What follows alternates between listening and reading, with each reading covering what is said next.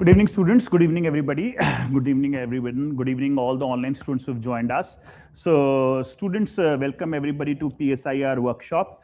It's a workshop we are conducting for political science and international relations optional paper. And as you know, students, taking up an optional is a choice, which is a very important choice you all have to make as civil service aspirants. And it can be a make or break choice also, because if you're stuck with the wrong optional paper, there's a possibility that it will have a very bad impact and a adverse impact on your final result as far as civil services is concerned. That is why we strongly believe that when you make an optional choice, you should make a reasoned choice. Reasoned choice means that do not follow the herd mentality, that just because your friend is taking up that optional paper or somebody else is taking up, so you also start doing that. You should make a reasoned choice. Look at yourself, evaluate your skills, and examine your interest as well, so that which optional paper would best suit your interest and which you would be able to do justice with that optional paper, and it will also help you get selected in this particular challenge, the civil service examination. So that is the reason why it's very important to get good knowledge and an overview about every optional paper. That is why at our institute here in Vajiram And Ravi, we are regularly organizing workshops for various optional papers, and all the faculty members, all optional faculties are interacting with you. So today is the day when we are going to discuss political science and international relations optional workshop with you. We're going to have an overview discussion on that. So both of us will take your optional workshop. We are political science and IR faculties in the institute, myself, Iqbal Singh, and my esteemed colleague, Dr. Sushant Verma. We both teach political science and international relations optional paper to the optional students, and we will spend 2 hours with you discussing about this optional paper.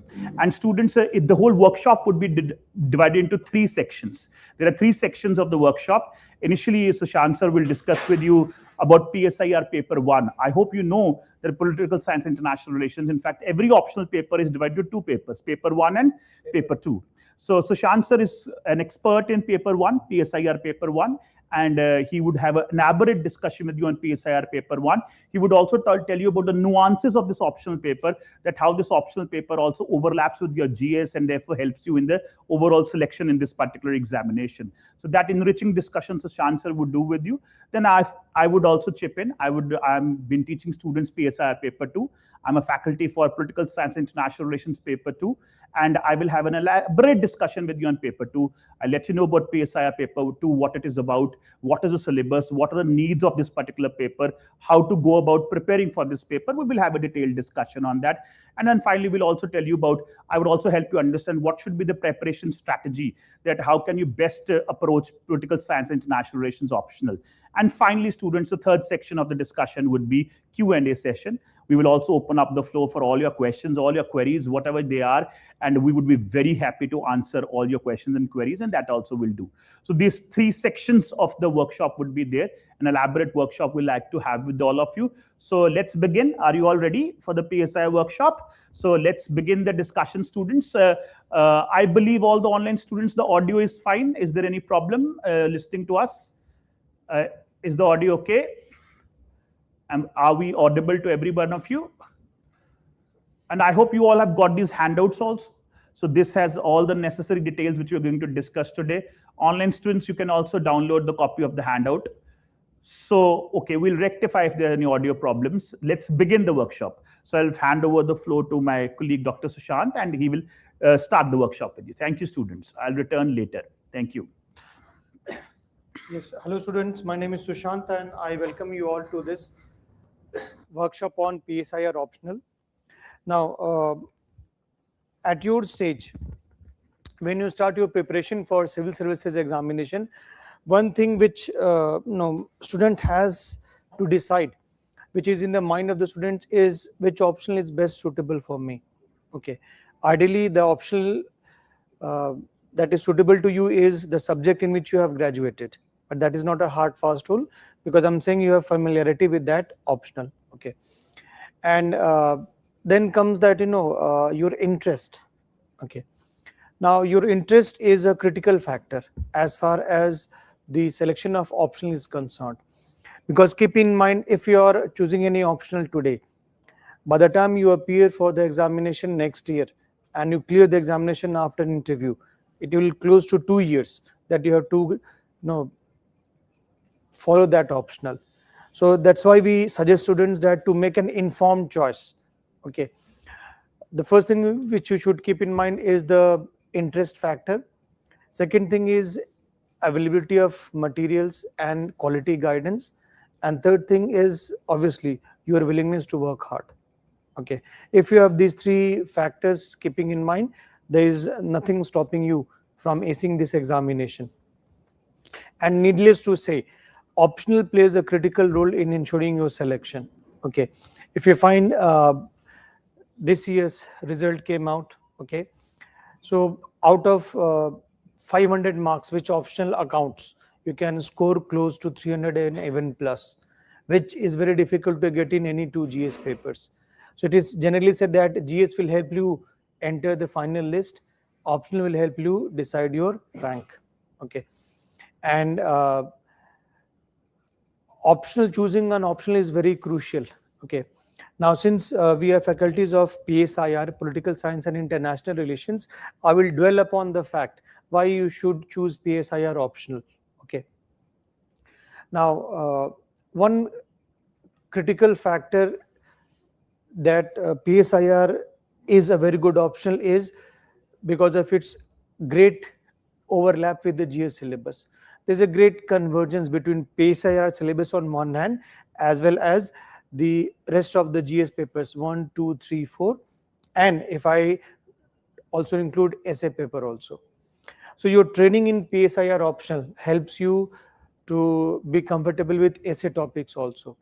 I hope you know that you have to write 2 essays, okay, and just have a just scan the previous year's essay papers. You'll find at least one topic comes directly from PSIR syllabus. So obviously your background of PSIR helps you in essay. You can easily score good marks in essay with your training in political science optional. And moving on to paper 1 of GS, as that is shown in your handout also, you can see that here you find that in paper 1, as you can see, these topics, okay, these topics like freedom struggle, its various stages. Now, if you make a correlation with PSIR paper, you find that this freedom struggle, etc., is in paper 1 PSIR section B. The very first topic is freedom struggle. Okay, if you can have the syllabus, you can refer to. The very first topic is strategies of India's freedom struggle as well as perspectives on Indian national movement. And you can see political philosophies like communism, capitalism, socialism, etc., that we discuss as a part of our political ideologies, which is mentioned in paper 1, section A. You can see topic number 8, that is political ideologies. So what you will be studying in GS, you will be studying extensively. Most students are confused between what is communism, what is the difference between communism and socialism. Okay, and nowadays questions are being asked on new perspectives like postmodernism, post-colonialism, that we discuss extensively as a course of our discussion of political ideologies, paper 1, section A, 8. Now, effects of globalization. Now, globalization is generally we talk about LPG, liberalization, privatization, and globalization. And the political ideology of globalization is nothing but neoliberalism, which we discuss extensively again in paper 1, section A, topic number 8. If you can see, liberalism, neoliberalism, etc., we will be discussing. So globalization is also a very important topic in paper 2, which Iqbal sir will talk about. So this communalism, regionalism, secularism, all these isms generally a part of the ideology. So secularism, if you are aware of polity, that obviously Indian secularism is distinct from Western secularism.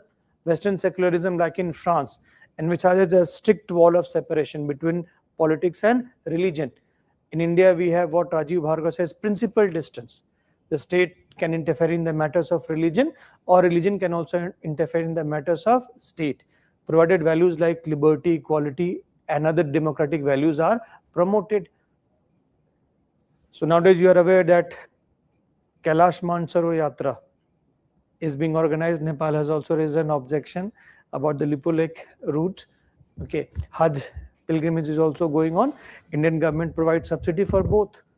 So it is not a strict wall of separation. What is the reason behind that? And secularism we will be discussing in detail.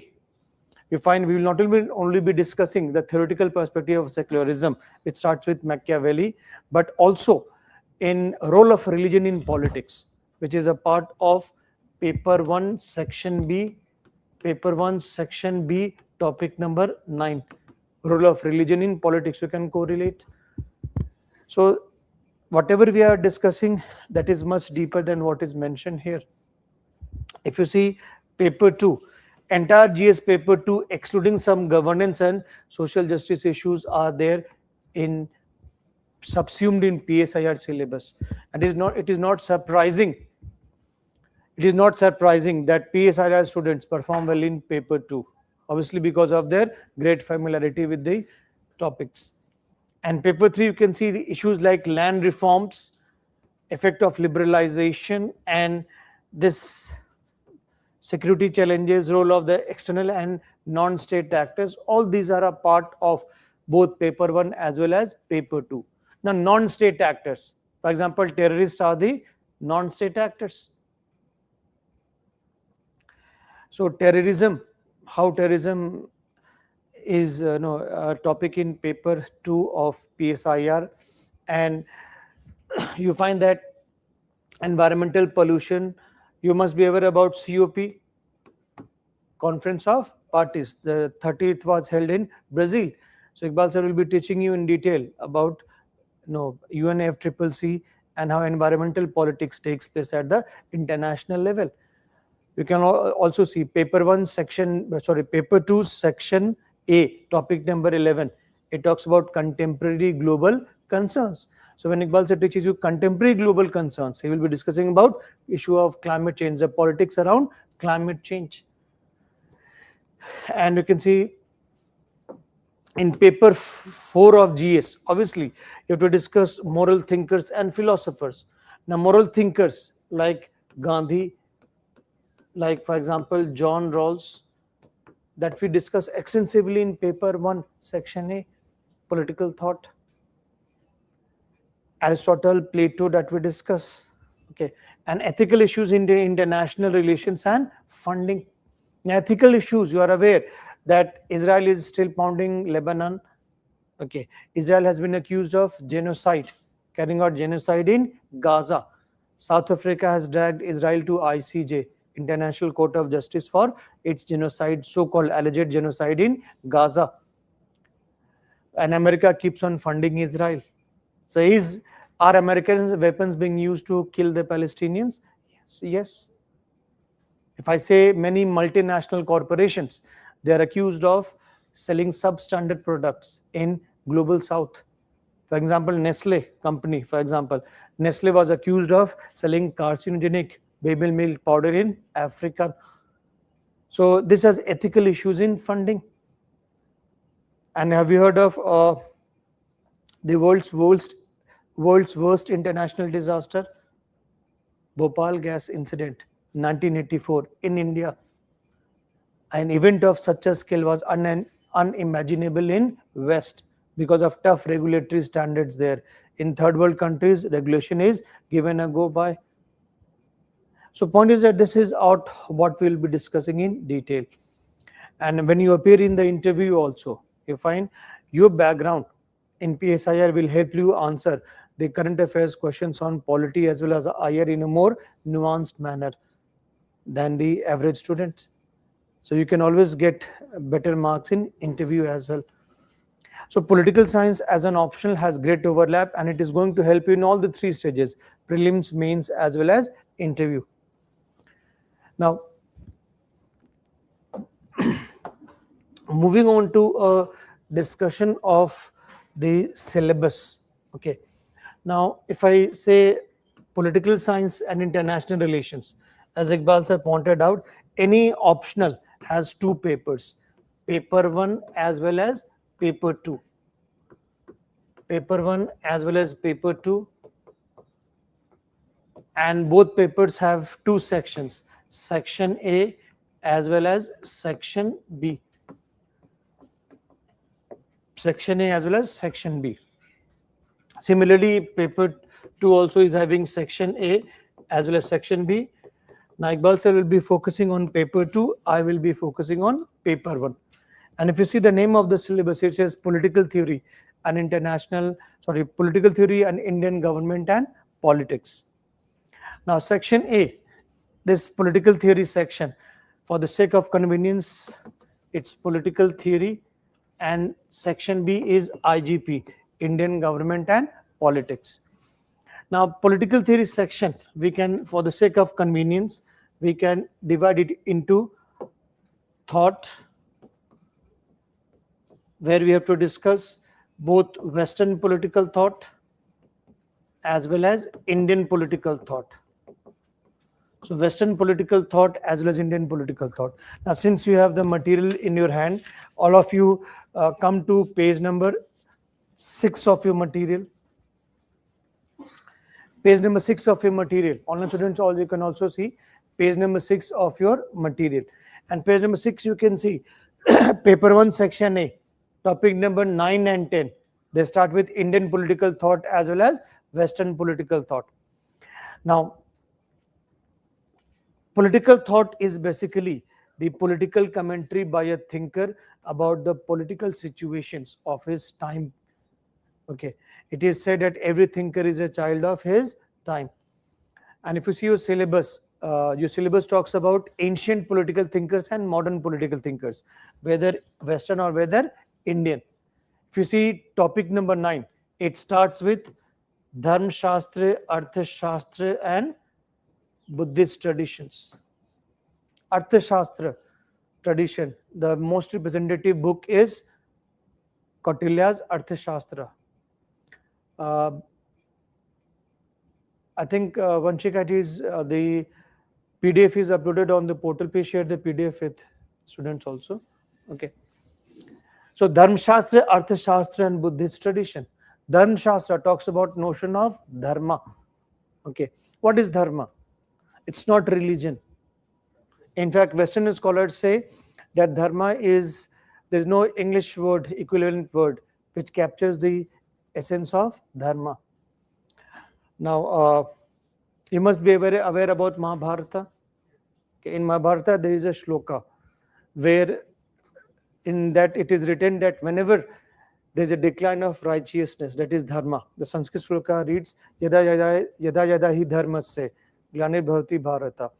So, God says, whenever there is a decline in righteousness, whenever adharma raises its head, I will reincarnate myself to restore the dharma. And dharma here means a code of conduct. It's a code of righteous conduct, which everybody has to follow. So dharma at the level of individual, what is your dharma? Dharma at the level of social groups, what is your dharma? And dharma at the level of the king, Raj Dharma, duty of the king.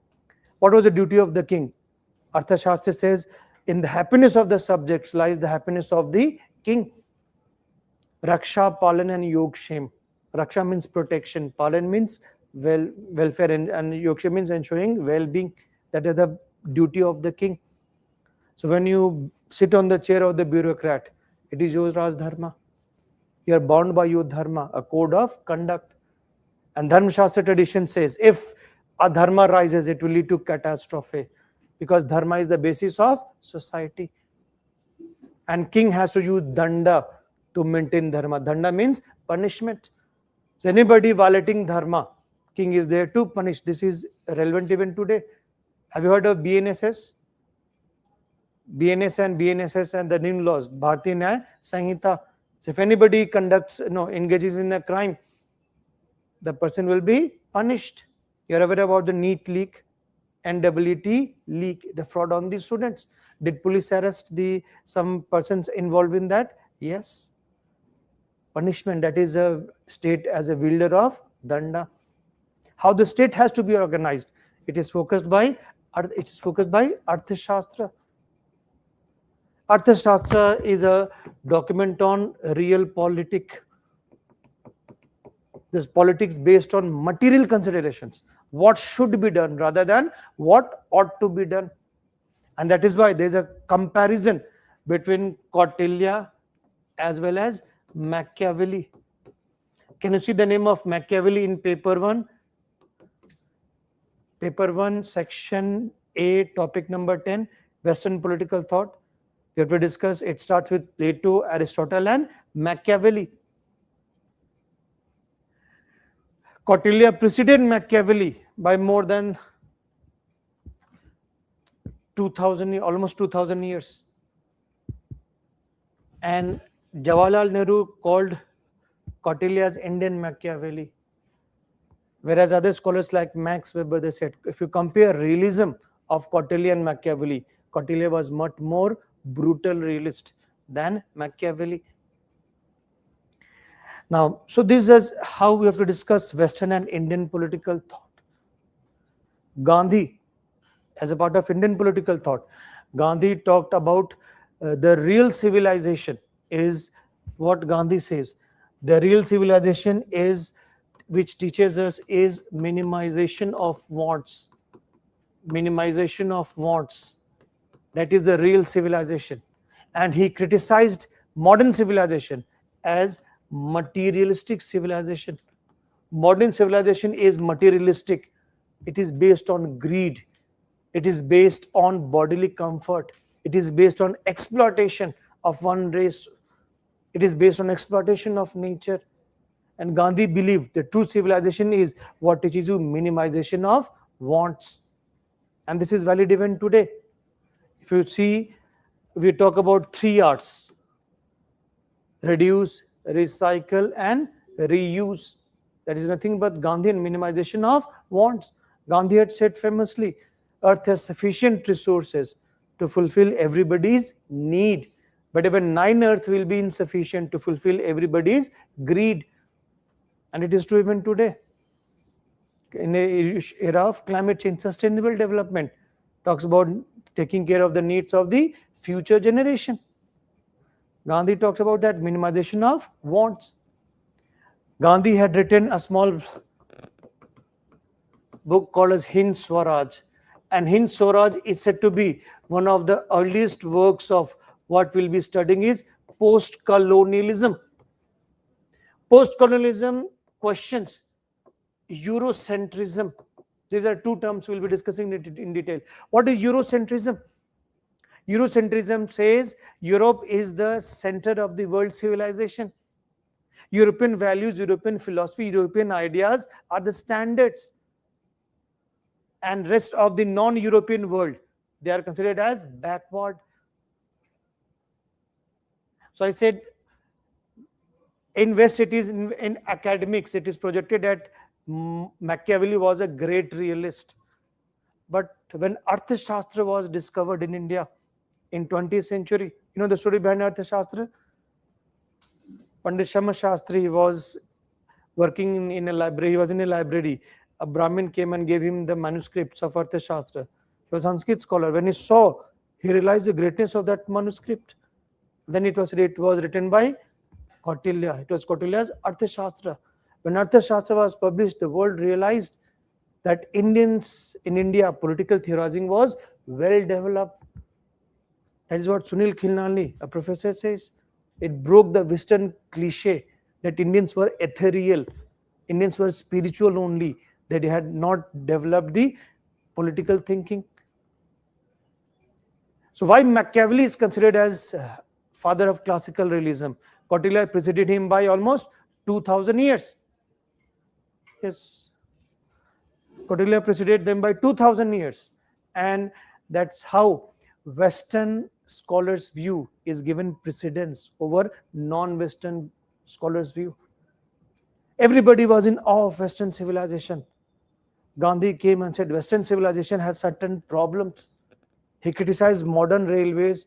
He criticized modern medicine. He criticized modern education, modern legal system. And says not is all well with Western civilization.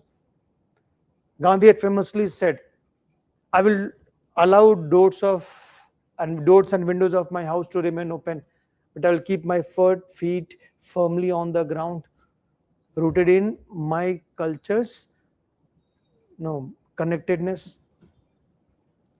So Gandhi's work is said to be the first work of the post-colonialism, which questions Eurocentric paradigm, that everything is not what Europeans project as universal, whether it is a concept of human rights, whether it is a concept of state sovereignty, whether it is a concept of liberty.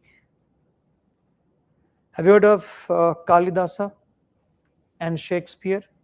Shakespeare, no doubt, was a great dramatist, but read original work of Kautilya's Shakuntalam, Abhigyan Shakuntalam. Kautilya is considered as a far greater dramatist than Shakespeare. Why? Because Western notion was projected as the standard. Eurocentrism. That's what is questioned by scholars from post-colonialism. Okay. So that's what we will be discussing in political ideologies also.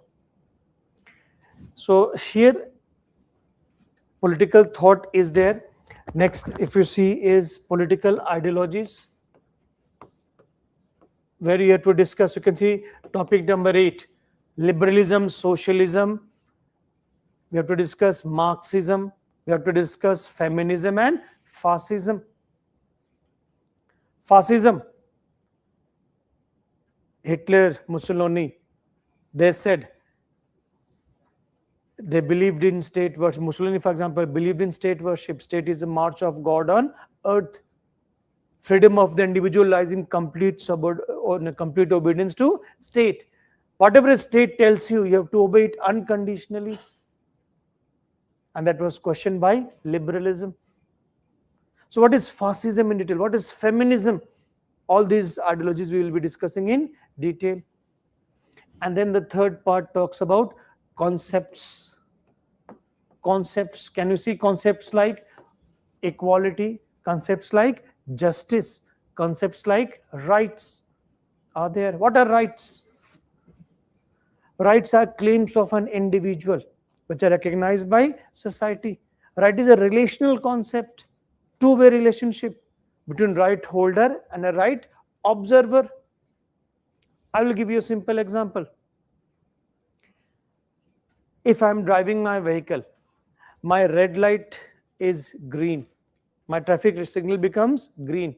If I am moving my vehicle, it means I have my claim to move my vehicle is dependent on others whose traffic red light is red, that they should not move their vehicles, they should allow myself to move my vehicle.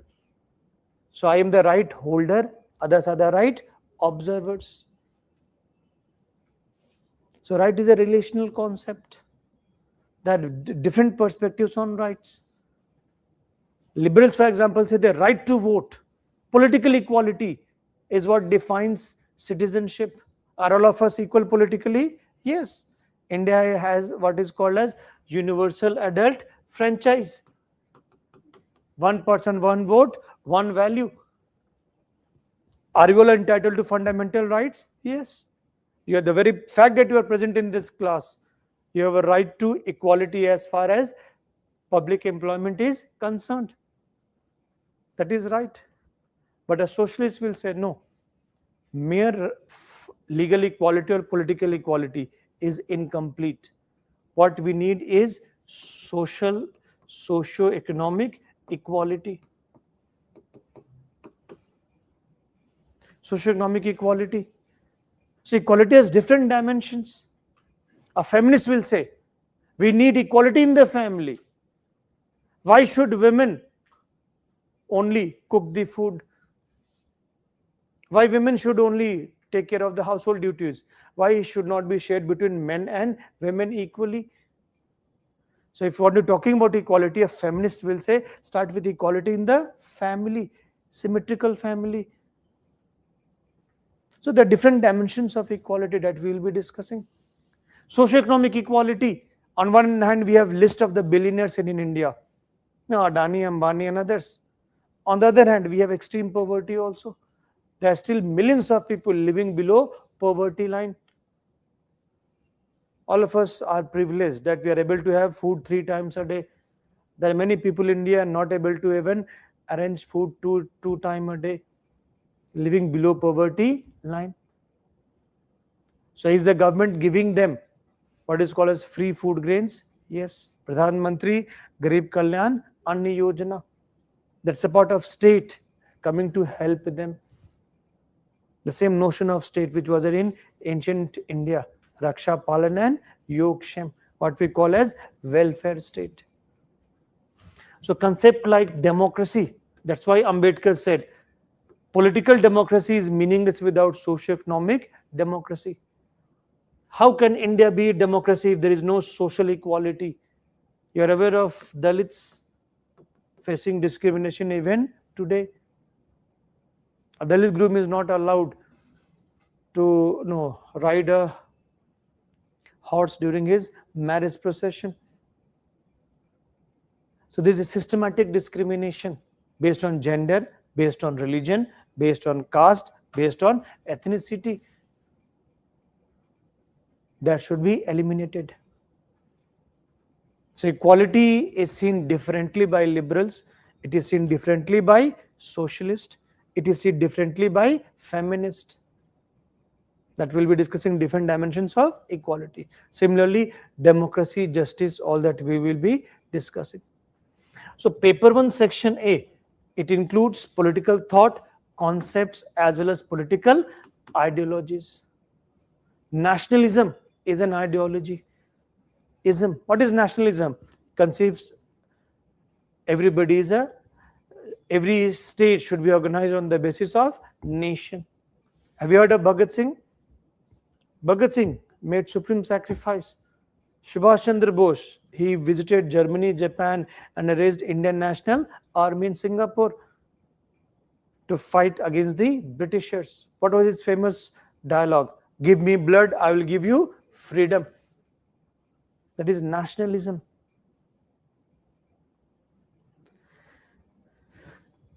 Now, section B, IGP, Indian Government and Politics. Now, section B, for example, we have to discuss, it starts with national movement. You can see the very first topic, national movement. You find there is a constitution provisions, constitution and its provisions, as well as there is detailed study of the politics in India. How politics in India are carried out on the basis of caste, religion, ethnicity. Politics in India have been carried out, if you see, social movements are there. The very last topic, can you see paper 1 section B? Last topic is social movement. Topic number 11. Have you heard of Chipko movement? Chipko movement is an example of social movement. Women's movement is an example of social movement. Politics of caste, religion, ethnicity, political parties, we have to discuss. Pressure groups, we have to discuss, etc. So, caste, religion, and ethnicity. So, I will be discussing in detail. Are all of you impacted by affirmative action, which we call as reservation? Yes. For example, are you aware of 33% reservation being given to women by 106 Constitutional Amendment Act? 33% reservation. It was given to women. Now, 33% reservation, a feminist will question, why only 33%? Do women constitute half of India's population? Yes. Why only 33%? And that too, almost 75 years after independence. So, what is the nature of Indian polity? Patriarchal. Now, with Mamata Banerjee gone, there is only one woman chief minister in 28 states and 3 UTs. That is our Delhi chief minister. So, out of 31 chief ministers, there is only one woman as chief minister. And you're talking about equality. If you're talking about equality, make women at par with men in political sphere also. So this reservation is a very contested term. All of you are impacted by reservation. So when I ask you, support reservation, If I ask you how many of you support reservation, how many of you oppose, it will lead to heated debate in class. Unreserved category and reserved category. That is, a reservation is a tool of social justice to allow historically disadvantaged groups to be at par with the mainstream of society, whether it is women, whether it is SC, ST, OBC, for example. So how reservation has become the only tool preferred by the politicians generally, and that is politics conducted on the basis of caste. I hope you are aware that Karnataka has got a new chief minister, DK Shivakumar, and DK Shivakumar belongs to a community which is called Vokaliga community. And his composition, the way he has formed his cabinet includes caste equations, takes care of the caste equations. It includes Dalits. His deputy chief minister, G. Parameshwar, is a Dalit. And he has included a lot of other people. Balanced representation, not only regional, but also caste-wise. And are you aware that census is going on? After 1931, this is the first official caste census in India, which will also include OBCs. SCs, STs have always been counted since 1951, but this is the first time when OBCs will also be counted. And when caste census data is released, the pressure to do away with the 50% cap on reservation set up by Supreme Court will be great. So caste census is being conducted as a clear example of role of caste in politics. Madhya Pradesh and West Bengal are going to implement UCC. What is UCC? Uniform Civil Code. Article 44 of the Constitution allows that. But this has been opposed by tribals also. Assam, for example, has recently unveiled its UCC, which excludes the tribals. So tribals in particular say, why should you are using majoritarian community standard to affect our personal laws?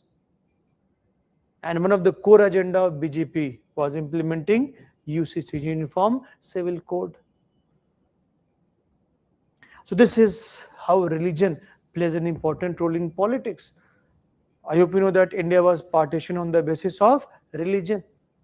The seeds of divide and rule policy finally had its very brutal dividend to Indian people. It was a partition of this not only subcontinent, but was Nehru believed partition of a civilization. Role of religion in politics.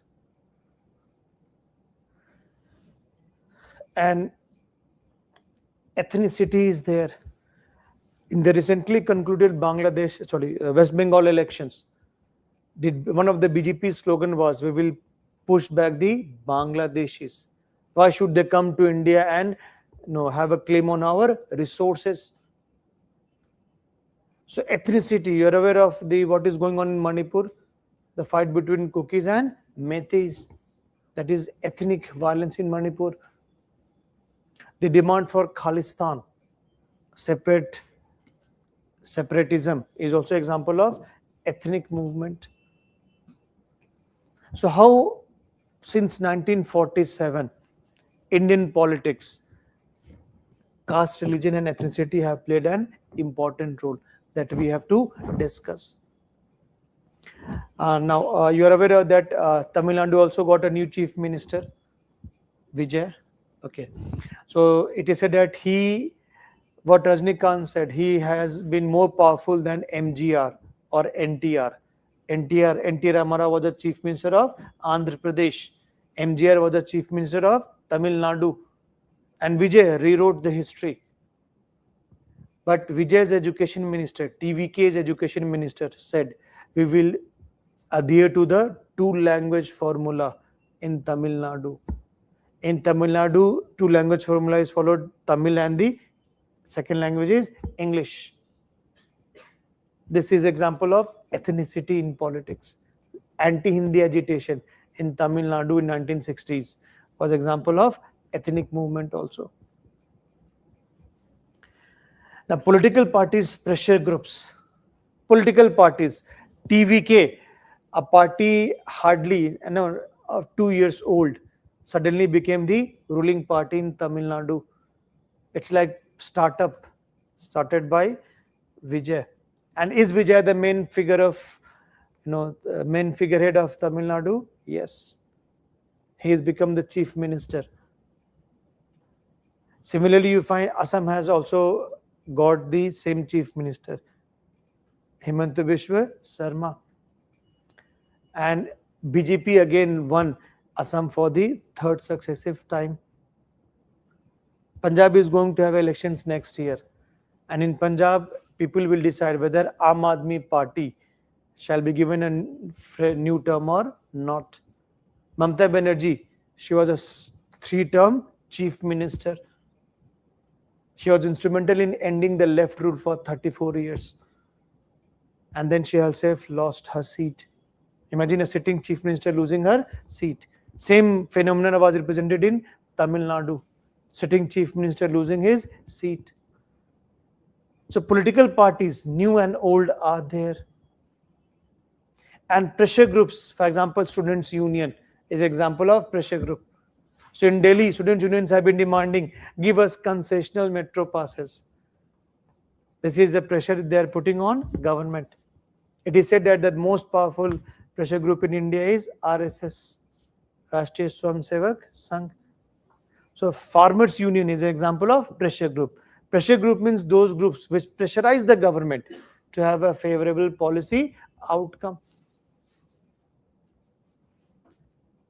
So this is what role pressure groups play in India that we will be discussing in detail. And social movements. Chipko movement is an example of social movement. Why women hug the trees? Why women hug the trees? Because their livelihood was dependent on the survival of the trees. And Chipko movement started environmental movement in India. So what are social movements? Social movements are collective movement. They are not individual movement. They are collective movement for a change or for resisting the change.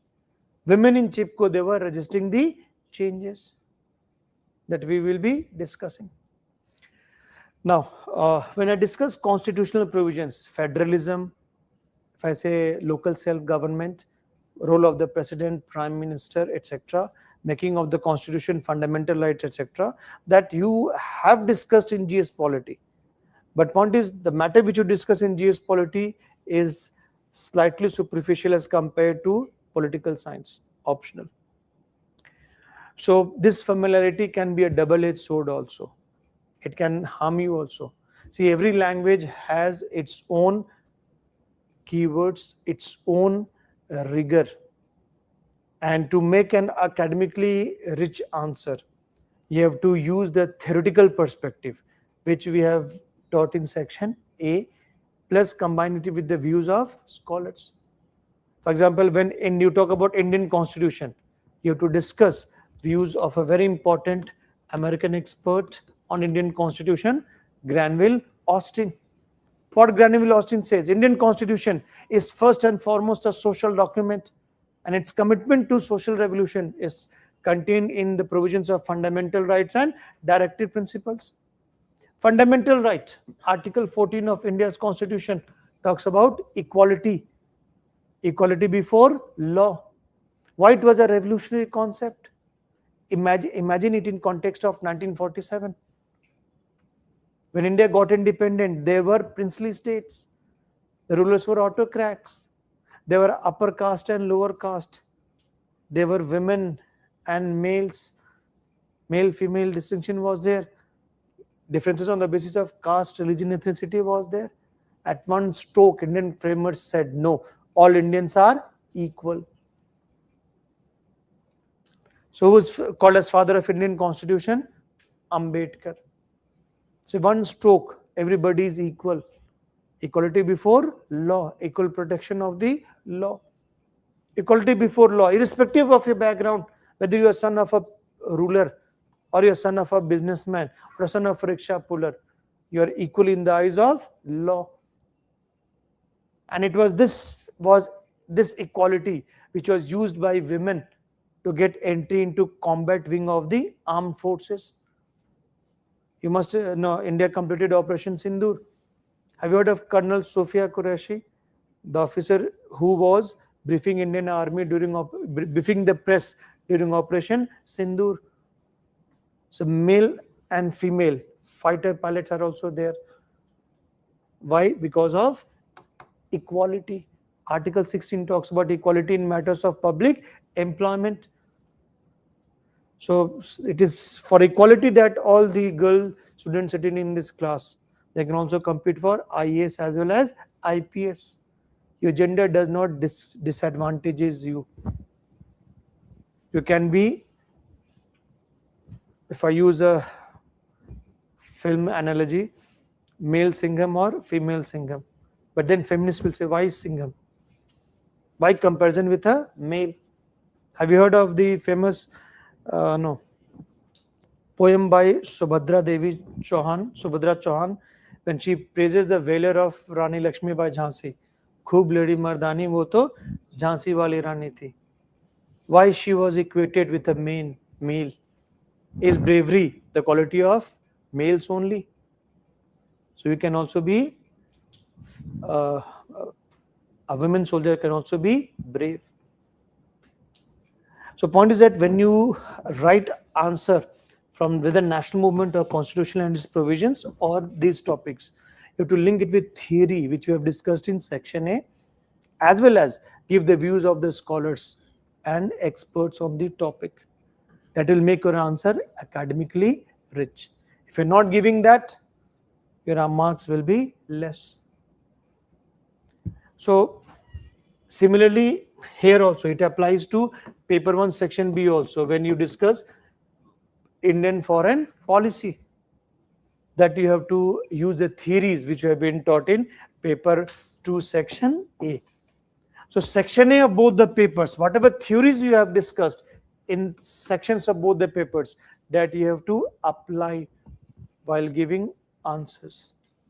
And that way you can understand political science and international relations in a better manner. So I have discussed with you details of paper 1, section A as well as section B. Now Iqbal sir will come and he will focus on paper 2, and he will also focus on the what is the preparation strategy, how if you take coaching in Vajiram and Ravi for PSIR, that will be one-stop solution to you. He will focus more on that. So please wait, he is coming. And in the last, we'll take up the question and answer session, Q&A. Don't worry, have your queries. We will take them one by one. Okay.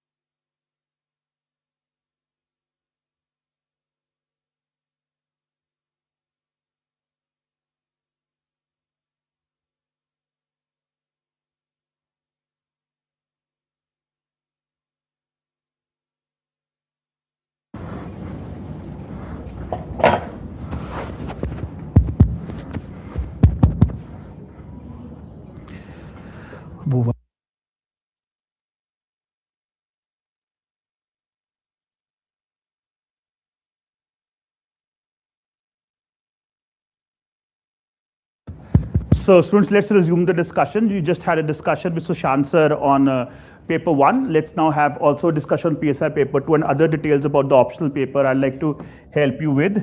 So let's begin our discussion, students. Online students, all the online students, I'd like to request you that please switch on your cameras. I don't like to talk to black screens. So I would like to see your wonderful faces. Please show me your faces. Switch on your cameras, all of you. Let's make it more interactive.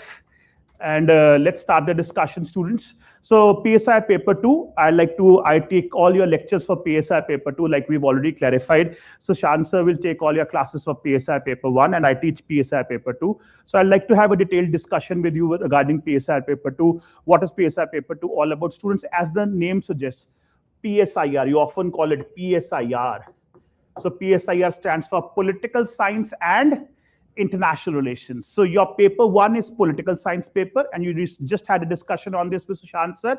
Your paper 2 is IR, International Relations. So the two different papers. Political science paper is paper 1, IR paper is paper 2. Both are 250 marks each. Both has equal weightage. So you'll have to prepare very well for both the papers to excel in the PSI optional. So now let's have more elaborate discussion as far as paper 2 is concerned. PSI paper 2, which is related to international relations. So I'd like to tell you about the syllabus of PSI paper 2. What are all the topics which are there in the PSI paper 2? And very often students, when you say that it's an IR paper, it's a paper for international relations, you get this impression that it would be about Indian foreign policy and India's relationship with other countries.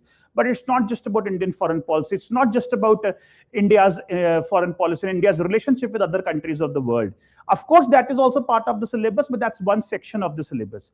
International relations, students, is an academic discipline itself. That means we also call it international politics. Both these terms are used interchangeably. International relations or international politics. It is also known as geopolitics. It's an academic discipline in its own. It is a study of relations between the nations of the world, between the states of the world, and it's a very scientific discipline. How to do study of relationship between different countries of the world, what sort of relationships are there, what are the interests of different nations, how that plays a role in international politics. It's a very, very complex subject also. And in order to understand that, different nuances, different theories, different approaches have been developed, which will help us understand international politics. So that is also part of the syllabus. It's not just about Indian foreign policy. The PSI paper 2 is divided into two sections, Section A and Section B. As far as Section A of the syllabus is concerned, it's all about your IR theory and IR concepts. They are basically, if I have to segregate all these sections, the syllabus of Section A. So Section A includes, students, certain things. Section A of PSI paper 2, it includes, first, it has a couple of chapters as far as comparative politics is concerned.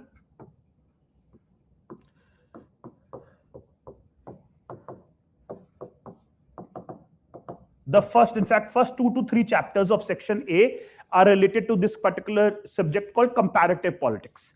And you've also got a handout with yourself in which the syllabus is there. If you go to that, I believe, what's the page number? It's page number 9 of your handout. So on page number 9 of your handout, you have this first 3 chapters, if you see, that is related to comparative politics. Now, what is comparative politics? Let me tell you about this. So as the name does suggest, comparative politics, that means doing a comparative study of the political systems of different nations.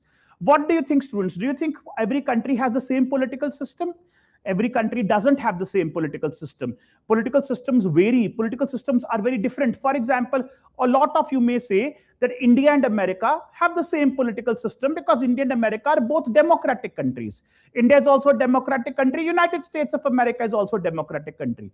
Yes, that is true. Both countries have democratic constitutions. Both countries have democratic political system. But despite the fact that both are democracies, there's so many differences between India's politics and America's politics. India's political system is very different from America's political system. The politics of America, which are those factors which determine the politics of America, is also very different from India's politics. So we need to take into that consideration. For that, for example, students, India has a parliamentary form of democracy, whereas America has a presidential form of democracy. So even though they are democratic states, but the system is different. India is a multi-party system. America is a two-party system. Both are electoral democracies. Both have elections. But in India, there are multiple political parties contesting elections. Because of which, what happens? Because of which you have coalition politics in India. Do you understand what is coalition politics? One particular political party may not have the majority in the parliament, and therefore multiple political parties, they form a coalition to form a government. Like you have the NDA coalition, you had India Alliance. Such alliances are developed in Indian politics, which you will not find in American politics. Why? Because in America, there are only two political parties, Democrats and Republicans. There are two political parties. One is called Republicans, the other is called the Democrat Party. So only two political parties are there. Therefore, there is no coalition politics. It's a two-party system. India is a multi-party system. Then also, students, in America, when you look at the different branches of the government. Now you go to any government in the world, you find three branches basically. That is legislature, judiciary, and executive. Now India also has legislature, judiciary, and executive. America also has legislature, judiciary, and executive, but their nature is very different. Very different. For example, our legislature, our lawmaking body is known as Parliament, which is bicameral. That means there are two houses of the Parliament, Lok Sabha and Rajya Sabha. But in case of United States of America, its legislature, its lawmaking body is called US Congress. US Congress is the lawmaking body of America. And it is also bicameral in nature. It also has a lower house and an upper house. The lower house is known as House of Representatives. The upper house is known as Senate. So lawmaking body of America is known as Congress. Lawmaking body of India is known as Parliament. And also in India, the executive is the president and the vice president. And then you have the prime minister heading the council of ministers. That is what executive is. Whereas in America, the executive is the president of America. And in America's political system, there's strict separation of powers. In America's case, the president is not the part of legislature. President is not a member of the legislature. President and his cabinet, which is constituted of secretaries to the president, are not part of the legislature. Whereas in India's case, I'm sure you may be all very well aware that the prime minister and council of ministers, they have to be member of either Lok Sabha or Rajya Sabha. And if they are not a member of Lok Sabha and Rajya Sabha, maximum they can stay in office for the period of 6 months. In America, system is different. In America, like Congress elections are held separately, presidential elections are held separately. President is not a member of the Congress. President is not a member of the Congress. President has nothing to do with the Congress. Complete separation of powers. Whereas in India, we have only one common election. We have one general election for Lok Sabha, in which we elect the members of Lok Sabha, and also we elect Prime Minister and Council of Ministers who are either from Lok Sabha or are from Rajya Sabha. So in here we have one common election for executive and legislature, whereas in case of America, presidential elections are held separately, Congress elections are held separately, and president is not a part of the Congress. So you see, both are democracies, but the political system is very different. For example, students, you are all very bright students, and I'm sure you must be aware about this. If the ruling political party in India loses a majority in Lok Sabha, what will happen?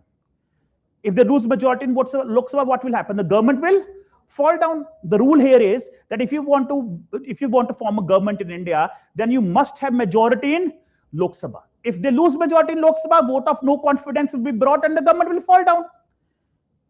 For example, you may be aware in the 90s, Atal Bihari Vajpayee was prime minister only for 13 days. After 13 days, he was asked to prove majority in Lok Sabha. He was not able to. He had to resign. And again, elections were held.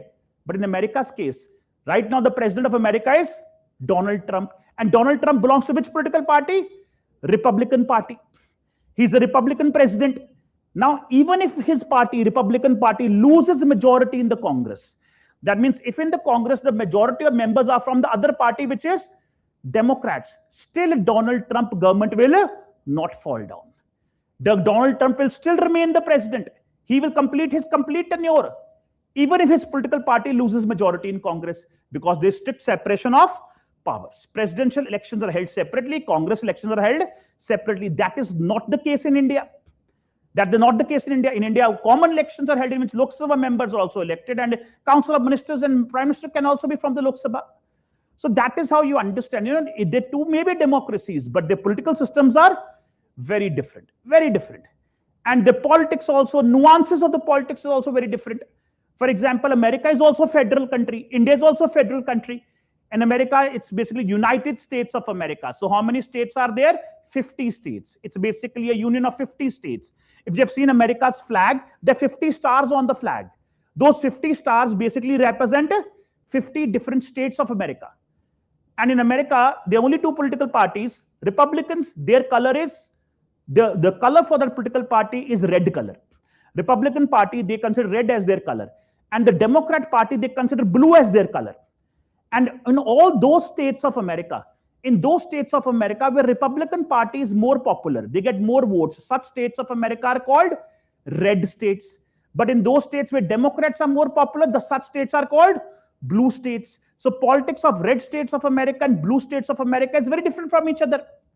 That is also what you need to take into consideration. Whereas I come to India, then if I study Indian politics, I'll have to study role of caste in Indian politics, role of religion in Indian politics, which may not be there in American politics. Their ideology is different. Their political ideology of different political parties is different. Politics, nature of politics is also different. That is why you will always see Donald Trump. He's a Republican president. You will always see he's wearing a red color tie because Republican Party their color is red. He will either wear red or he will wear some other color, but he will never wear blue color tie. If Donald Trump wears blue color tie, it will be breaking news in America because blue color represents the opposition party, Democrat Party. Similarly, Joe Biden would always be seen wearing a blue color tie because he was a Democrat. Why I'm telling you all these details? I'm telling you all these details so that you understand that political systems of different countries is very different. There are so many differences. Even though they may be democracies, their political systems are different. For example, in India, students, let's talk about judiciary of India. As a judiciary is concerned in India, what is the retirement age of the of the judges of the Supreme Court of India? 65 years is the retirement age. Do you know what is the retirement age of the judges of the American Supreme Court? Any guesses? They are judges till death. They are judges for whole life. They do not have any retirement age. There is no retirement age for the judges of America's Supreme Court. Don't you think that makes America's Supreme Court very powerful? So again, a difference. There are so many differences. There will be so many differences in American politics, so many different American politics and Indian politics. Indian political system, American political system, very different. So we need to do that. That's what we do here in this subject, the study comparative politics. It's basically comparative politics is a study of different political systems, comparative study of different political systems. India, every country has a legislature. Our legislature is called parliament because we have a parliamentary form of democracy. But there are many other countries which may also have legislatures, but the legislature are not called parliament because they do not have a parliamentary form of democracy. Like I told you, America's legislature is called Congress.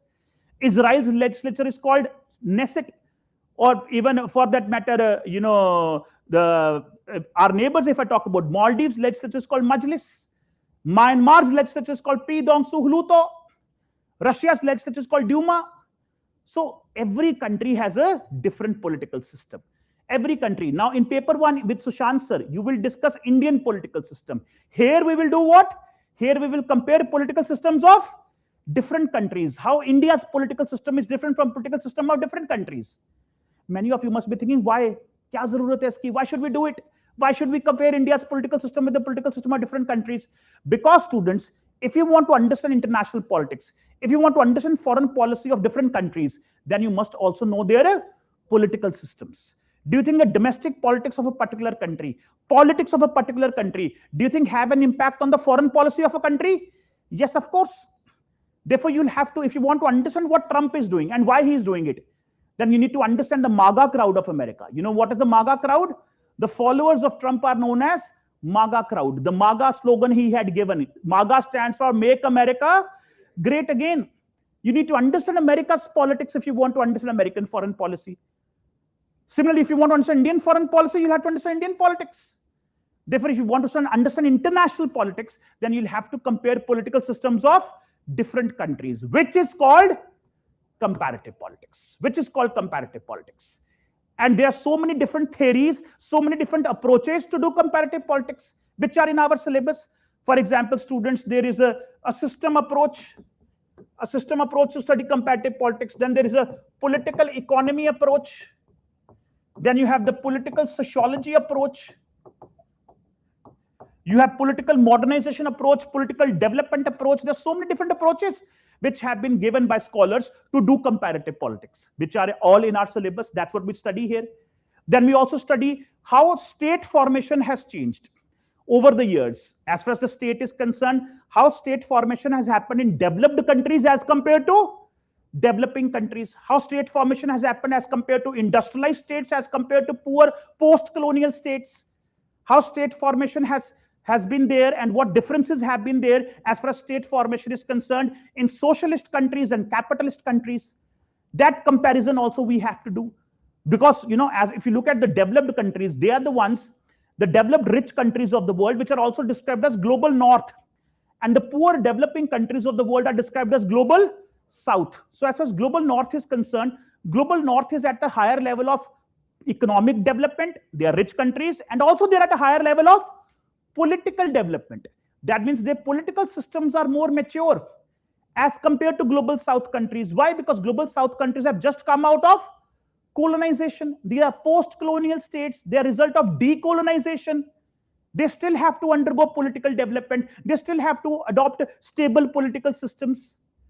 For example, look around yourself. Don't you think our neighboring countries' political systems are not stable? Have you recently seen instability in Bangladesh? Have you seen Gen Z protest in Nepal?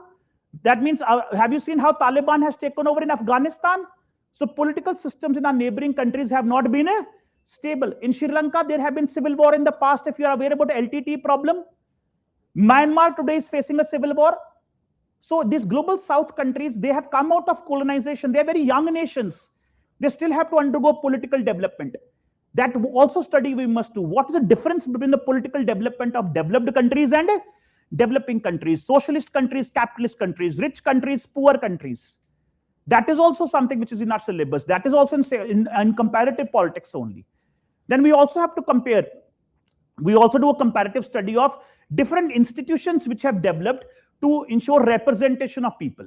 For example, students, there is a role of, do you agree with me that political parties have a very important role in ensuring adequate representation of people in a political system? And then also students, not just political parties, you may have also heard about pressure groups, the role of pressure groups, what has been the role of pressure groups, then also the role of social movements.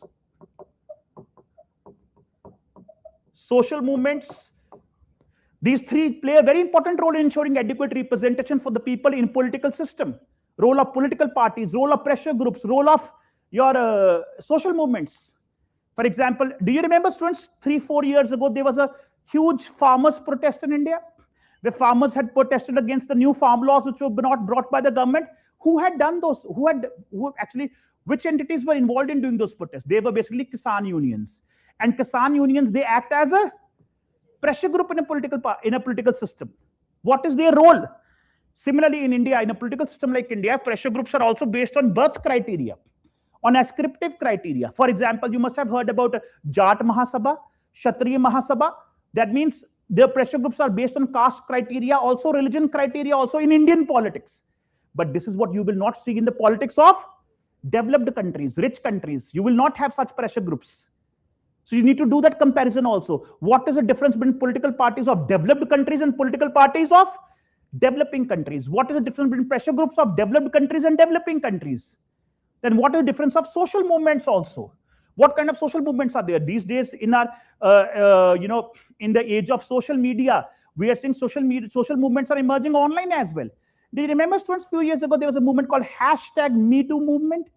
Then a few years ago, you must have heard about a movement called #Black Lives Matter movement. These are new movements, new social movements which are emerging in the world against problems, against gender-based discrimination, against racial discrimination. How social movements are emerging around the world. What are old social movements? What are new social movements? Differences between developed and developing countries. That is what we study in this subject called comparative politics. Your first 3 chapters of your syllabus of PSI paper 2 is about comparative politics.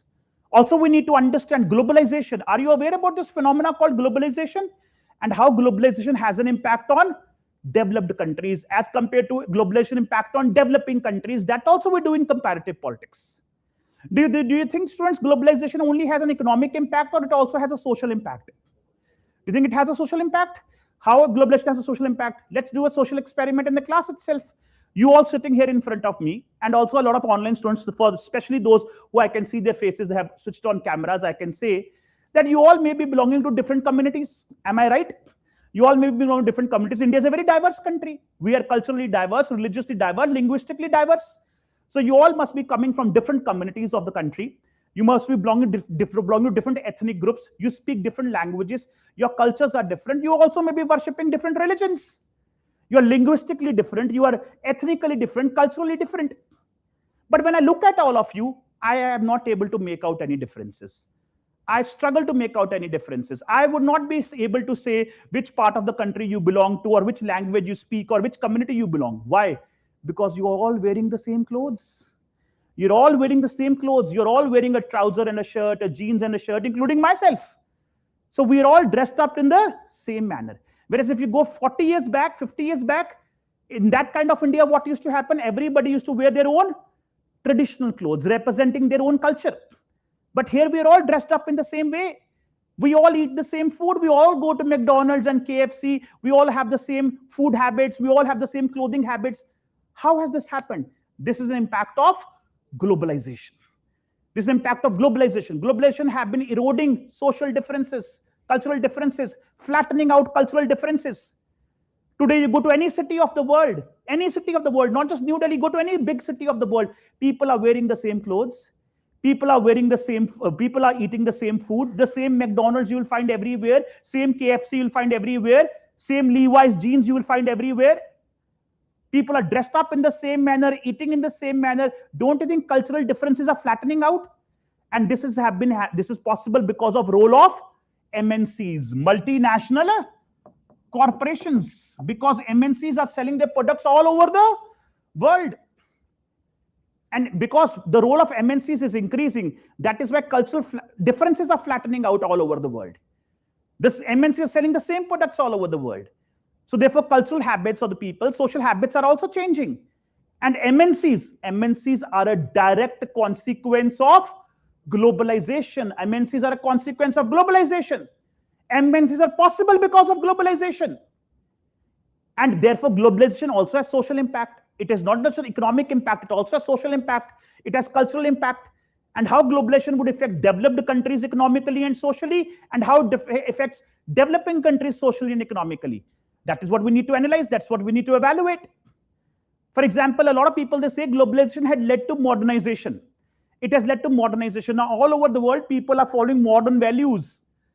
But then there's also a debate. What is modernization? How do you define modernization? Is modernization westernization? That if I start following Western values, and start using the products of Western MNCs, then you consider I am modern. So is modernization equal to westernization? Or I should rephrase myself. Is modernization equal to Americanization? That if I start living the American way of life, if I start using the brands of American companies, then you consider me modern. Otherwise, my life is not worth living. If I walk into the classroom today wearing a kurta pajama, my traditional dress, which by the way, I feel very comfortable, but won't you all start judging me that ये कैसा professor है night suit पहन के आ गया है? सोचोगे नहीं ऐसे कि he's wearing his traditional dress, but if I'm wearing a trouser and a shirt, you say professional, well dressed up. That means if I follow American culture, then I am modern. If I follow my culture, I am traditional, conservative, orthodox, all those things you start saying. And we all do that. I also do that. This is social impact of globalization, cultural impact of globalization. What is modernization? This is a huge debate. What do you mean by modern? Is modernization just westernization, just Americanization? So this whole, this is called colonial hangover. That if some Gora gentleman tells us to do something, we think that it's the right way to do. But when we abandon our own traditional ideas. So this is a so complex, complicated topic, students, which we do a detailed discussion on all of this in this chapter on globalization also. What is globalization? What is the economic impact of globalization on the world? What is the social impact of globalization on the world? What has the impact of globalization on developed countries, developing countries? Detailed discussion on that. Then students, then section A also includes, there's a very important chapter in section A called Approaches to Study IR. Approaches to study IR. Or in other words, you can also say theories. Theories to study IR. I always tell my students this is the most important chapter of PSIR paper 2. The most important chapter of PSIR paper 2 is this chapter. Approaches to study international relations, theories to study international relations. And why it is the most important chapter, students? Because there are different theories, different theories which have been proposed, different approaches which have been proposed to study international relations, to interpret international politics. And all these different theories, they give us different perspective. How can we analyze international politics? And all these theories are used to analyze international politics. In each and every question of your PSIR paper 2, each and every question, mind you, I'm saying each and every question of PSIR paper 2, you're expected to use these IR theories in your answers. That is what, students, makes your optional answers different from GS answers, because a lot of students have this misunderstanding that we study IR in GS also and there's IR in optional also. It's the same. No, it's not the same. In IR, in GS, in your general studies paper, the expectation is factual. That if your IR question is there, do a factual analysis of that. But in the optional paper, the expectation is that you should do academic analysis. Whatever issue has been asked, you are expected to do academic analysis, in-depth analysis. That's the expectation in the optional paper. Now, many of you must be wondering, sir, what is academic analysis? How is academic analysis different from factual analysis? Let me give you an example. For example, if you get a question in the exam, what is the impact of Operation Sindoor on India-Pakistan relationship? This same question have been asked in the GS paper, and the same question have also been asked in the optional paper in this example I'm giving to you. So how will you approach? If it is GS paper, my approach will be very factual. I will first describe what is Operation Sindoor, why India did Operation Sindoor, what compelled India to do Operation Sindoor, what is Pakistan's proxy war strategy, how India tried to eliminate the proxy war infrastructure of Pakistan, Operation Sindoor done to eliminate terrorist camps operating from Pakistan's territory, which we were able to destroy 9 places deep inside Pakistan's territory. India was able to eliminate terrorist camps. So the factual details of the Operation Sindoor I need to highlight, and its impact, that how this changes the India-Pakistan relationship. What is India's new approach on terrorism as far as Pakistan is concerned? So that is the kind of analysis we will do in the GS paper. But when the same question is asked in the optional paper, we are not supposed to only restrict ourselves to factual analysis. That is where we do academic analysis. We use theories of IR to understand India-Pakistan relationship. For example, there are multiple theories, students. For example, there is a very popular and most important theory called realism. Then you have idealism. Then you have the Marxist perspective. You again have system theory, functional theory, social constructivism, postmodernism. There are so many different theories to understand IR. So when the same question, India-Pakistan question, is in the optional paper, that's when we do theoretical analysis. We will write what is a realist perspective of India-Pakistan relationship. We use realist theory to understand why has India done Operation Sindoor. And we will also use the views of experts, those experts who believe in the theory of realism. For example, in newspapers, do you read about the articles given by C. Raja Mohan? C. Raja Mohan is a realist scholar. He's an IR scholar. He writes in Indian Express newspaper. In many other newspapers, you must have read about him. So we use their views, and we use the realist theory to give a realist perspective. Then also an idealist perspective, a Marxist perspective, a social constructivist perspective, a critical theory perspective to understand India-Pakistan relationship. So not just a factual analysis, but a theoretical analysis is required. We'll have to use theories to evaluate and examine IR issues, along with the views of various experts, which is not expected in GS. In general studies, it's only factual analysis. That what factual developments have happened, analyze that, that is all. But here, academic theoretical analysis is required in optional. That's where this chapter helps, theories of IR. There are different theories to understand IR, different perspectives to understand IR. For example, the realist theory says that accept reality. Reality is, IR is all about power struggle. Reality is that all states are power hungry, all nations are power hungry. The reality is that power struggle is the inevitable feature of international politics. Reality is that And in international politics, states can never cooperate. States cannot cooperate and cannot share resources with each other. They are power hungry. That is realist perspective to understand international relations. A very pessimistic perspective, which rejects the possibility of cooperation between sovereign states. But there's another perspective called idealist perspective. Idealist perspective says that power struggle problem can be resolved. States can cooperate. They can have peaceful negotiations, peaceful talks, and resolve all their problems peacefully. Then there's a Marxist perspective which highlights how rich countries of the world they exploit poor countries of the world using IMF, World Bank, such institutions, using globalization and free trade. So there are different theoretical perspectives which are there, students, to understand IR. Different theories, different perspectives, different approaches to understand international relations, which you are expected to use in all your IR answers in PSIR paper 2. That will make your PSIR paper 2 answers academically rich answers, theoretical answers, which will give you more marks in the optional paper. If you write GS-like answers in your optional paper, sorry, then you cannot excel in the optional paper. So that's why I always tell my students, this is the most important chapter, approaches to study international relations. The next chapter, students, in section A is key concepts to study IR. And I always tell my students, this is the second most important chapter, key concepts. That is, what are the most important concepts to study international relations? For example, what is national interest? What is national security? Rashtra Suraksha. National interest.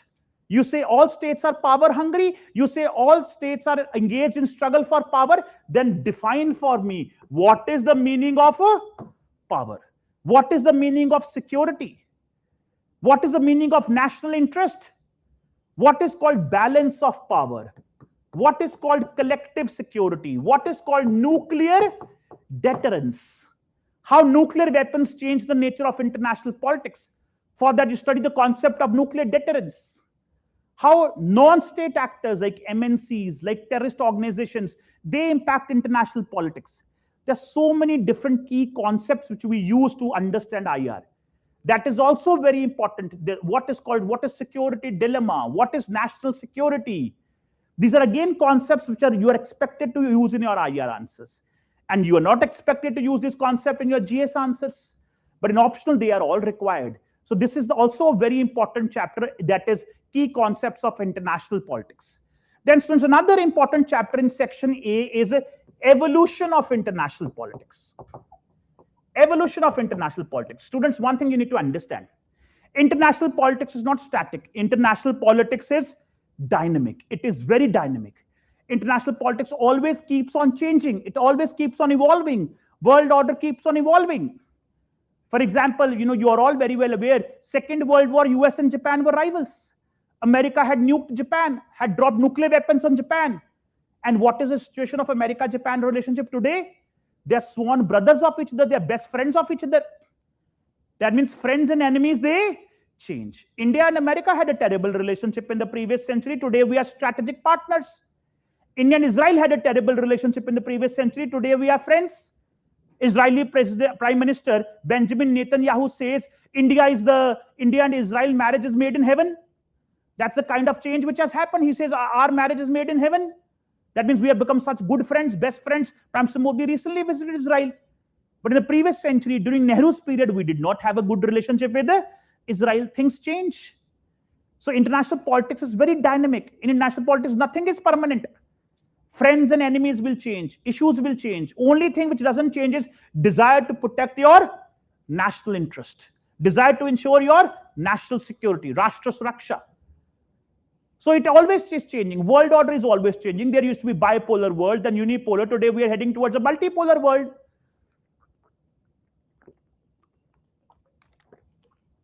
That is why, students, in the syllabus, this chapter is mentioned, which is the evolution of international politics.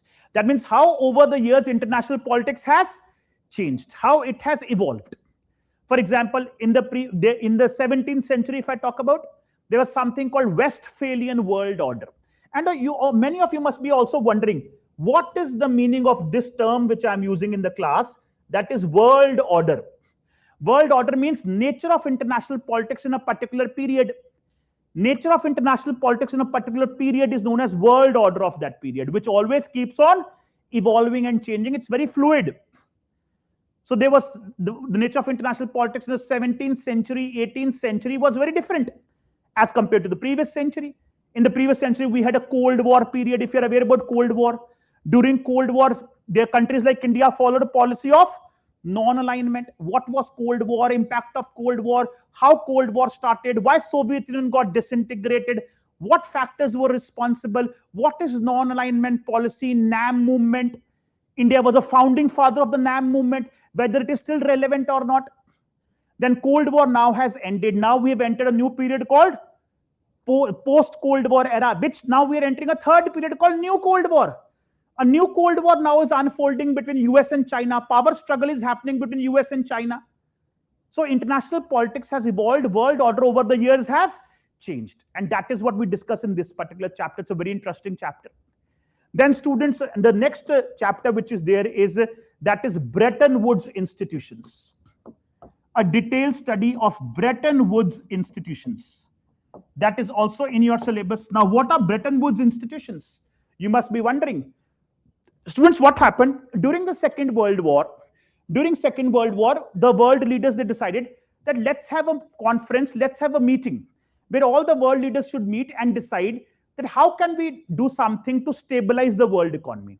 What can we do to make sure that there's growth and development in the world and there's a stable economy in the world?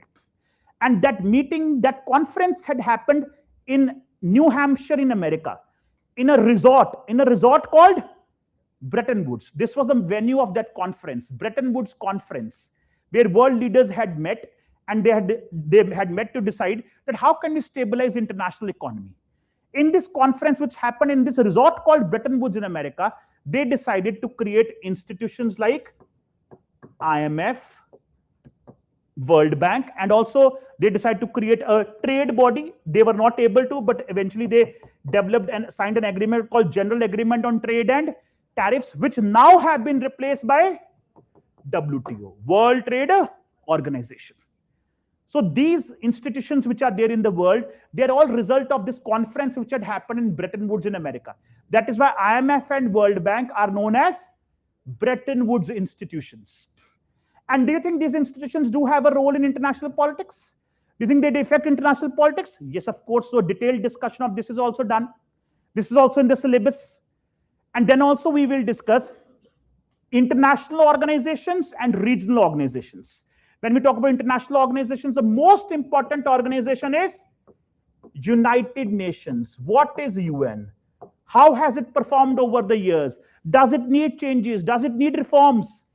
Is it losing relevance like its predecessor League of Nations? What is India's contribution in United Nations? What are Indian demands to reform United Nations? Theoretical perspectives on UN, realist perspective, liberal perspective, Marxist perspective. All this detailed discussion we are supposed to do in the syllabus. Then also regional organizations are in the syllabus. UN, IMF, and World Bank are international institutions, international organizations. But there are also regional organizations. For example, you may have heard about SAARC, South Asian Association of Regional Cooperation. You may have heard about BIMSTEC. BIMSTEC is a regional organization of countries located on the Bay of Bengal. You may have heard about the very famous European Union. 27 European countries have formed a regional organization called European Union. So there are many such regional organizations, BIMSTEC, SAARC, European Union. Then you have APEC. Many such regional organizations are also there in the world, which are actually very significant. And a detailed study of these regional organizations is also required. That is also in the syllabus. So this is something all students, this is what we study as far as section A of the syllabus is concerned. In section A, these topics we study. So you see all these topics which I have discussed with you, they are all related to section A of the syllabus, and they are not related to Indian foreign policy. It is basically overall study of international politics. What regional organizations, international organizations are operating, the theories to study IR, key concepts to study IR, comparative politics, all of that. And even in contemporary global concerns, global challenges are also in your syllabus in section A. Can you point out certain global problems, global challenges? Can you point out? Something comes to your mind? Yes? US dominance and all of these. Okay, that is of course US dominance in IMF and World Bank and UN is a concern for the world. But can you point out some problem which does not affect one country but affect all countries of the world, and all the countries of the world will have to come together to overcome that problem? Climate change, very good. That is a global challenge. Terrorism, excellent. Terrorism, climate change, environment, these are global challenges. These are global, contemporary, global concerns. One is your terrorism, because today we have seen modern global form of terrorism. Do you think today terrorist organizations are restricted to only one country? Osama bin Laden, sitting in Afghanistan, was able to kill 3,000 Americans in 2001. Are you aware about 9/11 terror attacks? So this today distance, geography is not a hurdle for terrorist organizations. Today terrorist organizations operate across borders. Globally they operate. Terrorism has become a global challenge.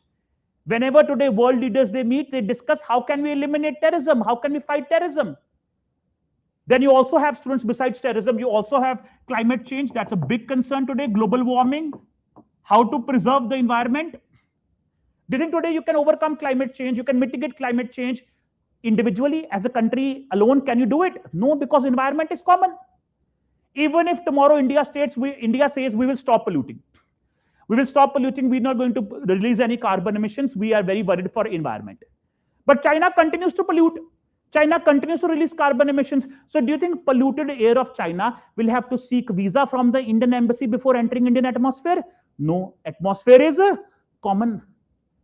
When climate change will happen, what is the one consequence of climate change? Your ice shelves are going to melt. As a result of which sea level is going to rise up. Now, when sea level will rise up, do you think the sea will ask this question, how much pollution you did? And in those countries which were very polluting, sea level will rise up in only those countries. Sea level will rise up all over the world. It will affect each and every country. It would even affect a small island country which has 1,000 population and has done no pollution. They will also die without their fault, because Americans and Chinese and Indians were busy polluting the environment, releasing carbon emissions. If you are aware, these are three biggest emitters of the world. Three biggest carbon emission emitters of the world are US, China, and India. Because of their carbon emissions, global warming is happening. Sea level will rise up, in which each and every country will suffer. So it's a global challenge. How to overcome this climate change problem? How to preserve the environment? And also how to overcome the problem of terrorism. Then also another contemporary global concern is democracy. Do you see, students, that in many countries attempts have been made to develop a democratic political system, but it fails? Democracy failing all over the world is also a big concern. Then also, students, nuclear proliferation is a very big concern, a global concern. Nuclear proliferation, a detailed study of nuclear proliferation is also required. What is nuclear? What do you mean by the term proliferation, students? What is proliferation? Do you have any idea? Proliferation means spread. Spread. So if nuclear weapons will proliferate, that means if more and more countries they acquire nuclear weapons. Today, how many countries in the world have nuclear weapons? There are 9 states in the world which have nuclear weapons today. 9. If this 9 will become 90, that means nuclear weapons have proliferated in the world. If nuclear weapons will proliferate in the world, if more and more states develop nuclear weapons, is it good for world peace or it is dangerous? It is dangerous. This is a major concern in the world. How to stop nuclear proliferation? Why is America having a war with Iran today? One of the reasons, many reasons, but one of the reasons is that America does not want Iran to develop nuclear weapons. America does not want nuclear proliferation. For this, multiple treaties are there. If you are aware, there are treaties like NPT. Have you heard about NPT? Then there is CTBT. Multiple international agreements are there to stop nuclear proliferation. So this is also major global concern. Then also gender issues are there. Do you think in international politics a big concern is that the rights of the women are not respected all over the world? Women discrimination, gender discrimination is a very big problem in the world. A lot of wars happen in the world. Even today, right now also wars are happening. Russia-Ukraine war is going on. US-Iran war is there. Israel-Iran war is there. Israel-Hamas war just ended. In these wars which happen, who are the biggest sufferers? Who are the biggest sufferers? Women and children. They're the biggest sufferers. And there's no discussion about that. There is no discussion at all about this issue. How they suffer the most in international politics. In recently, Israel butchered 70,000 people in Gaza, if you're aware. More than 50% casualties were women and children. And they even bombed hospitals. So there is a feminist perspective to understand international relations. There's a need to raise gender issues. They need to discuss this. There's a need to discuss gendered nature of international politics. Do you know who's the most important person in UN? Do you have any idea about that? The one who heads UN? Secretary General of UN. Who is the Secretary General of UN right now? Antonio Guterres. He's the most important person in United Nations. How many women Secretary Generals UN has seen? 0. Not even a single female candidate was able to become the Secretary General of United Nations. So how many, the most powerful country of the world, which is USA, United States of America, how many women candidates became the President of America? 0. And it's the same America which says we are the champion of women's rights. And the same America, the women are not able to break the glass ceiling. None of the women candidates have been able to become the President of America. So women are excluded from global roles.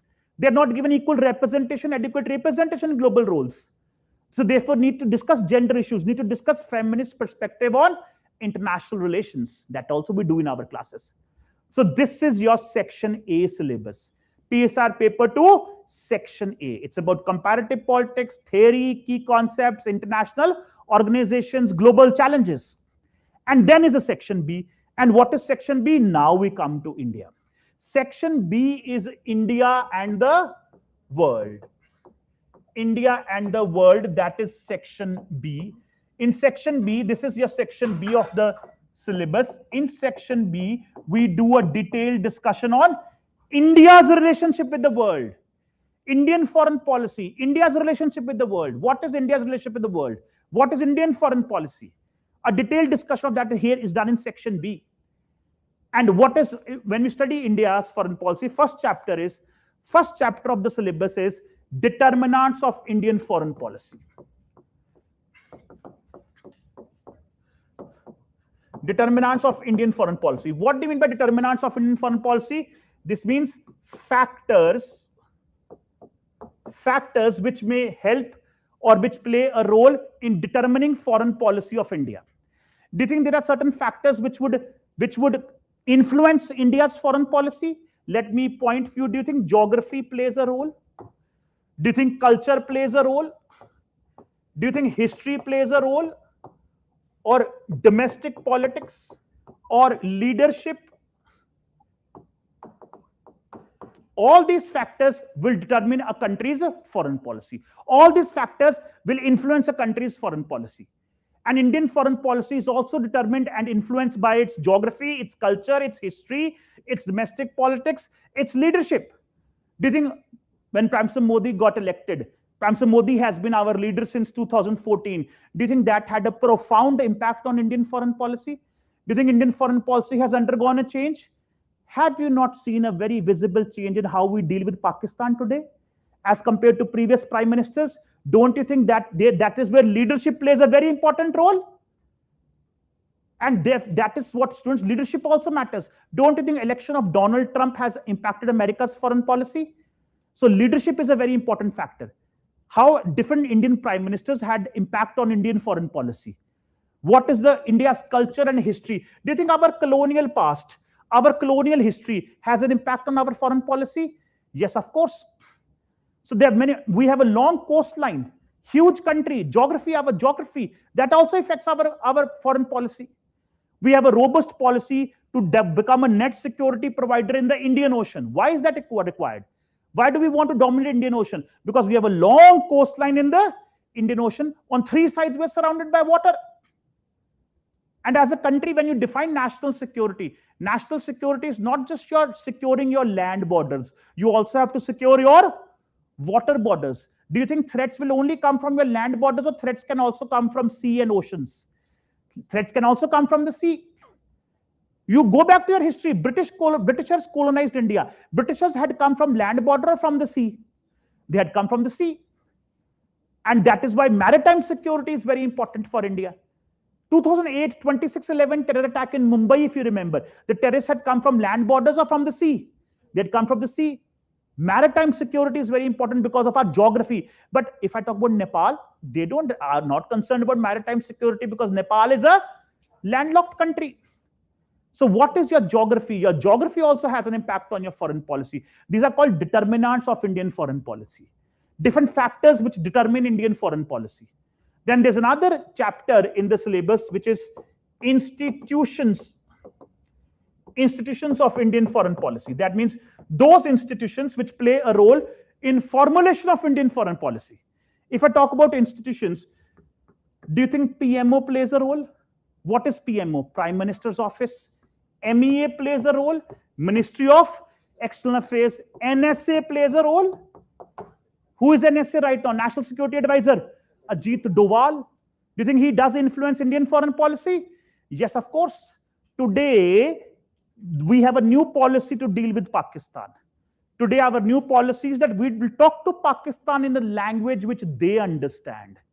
If they sponsor terrorism against India, India will militarily respond and punish Pakistan. That is our new doctrine to deal with Pakistan, which is described as Doval Doctrine.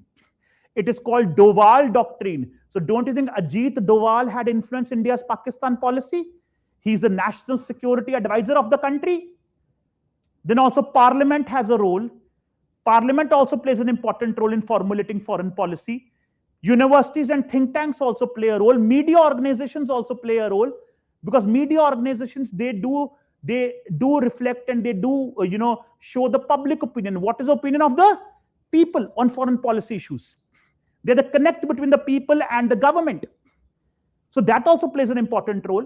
So there's so many institutions, students, which play an important role in India in formulation of foreign policy. There's something called National Security Council, which is headed by Prime Minister, which plays a very important role in foreign policy. So which institutions are there which play a role in formulation of Indian foreign policy? That also we have to study.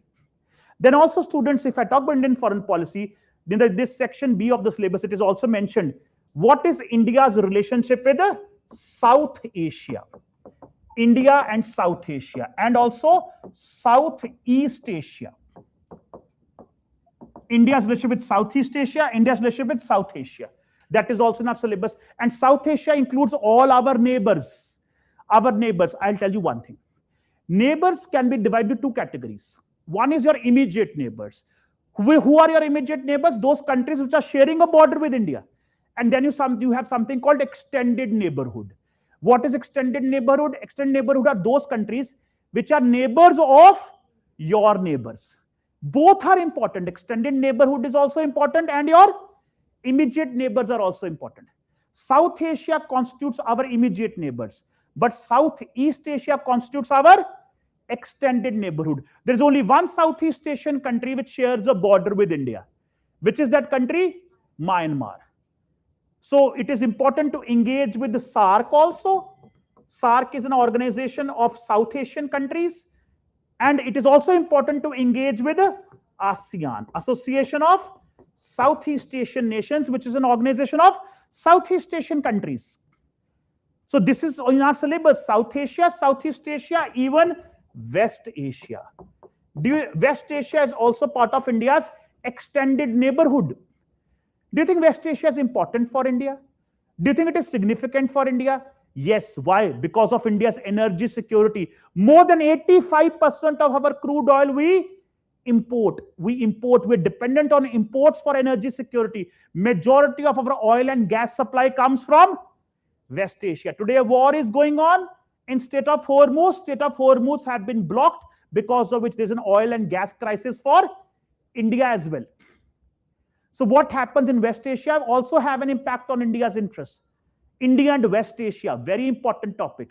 India-Israel relationship, India-Saudi Arabia relationship, India-Iran relationship, and also relationship with other Arab countries like Oman and Qatar and Bahrain and UAE. That is also in the syllabus. So West Asia, South Asia, Southeast Asia. A detailed discussion of all of this we have to do. Then also, students, India and the global South.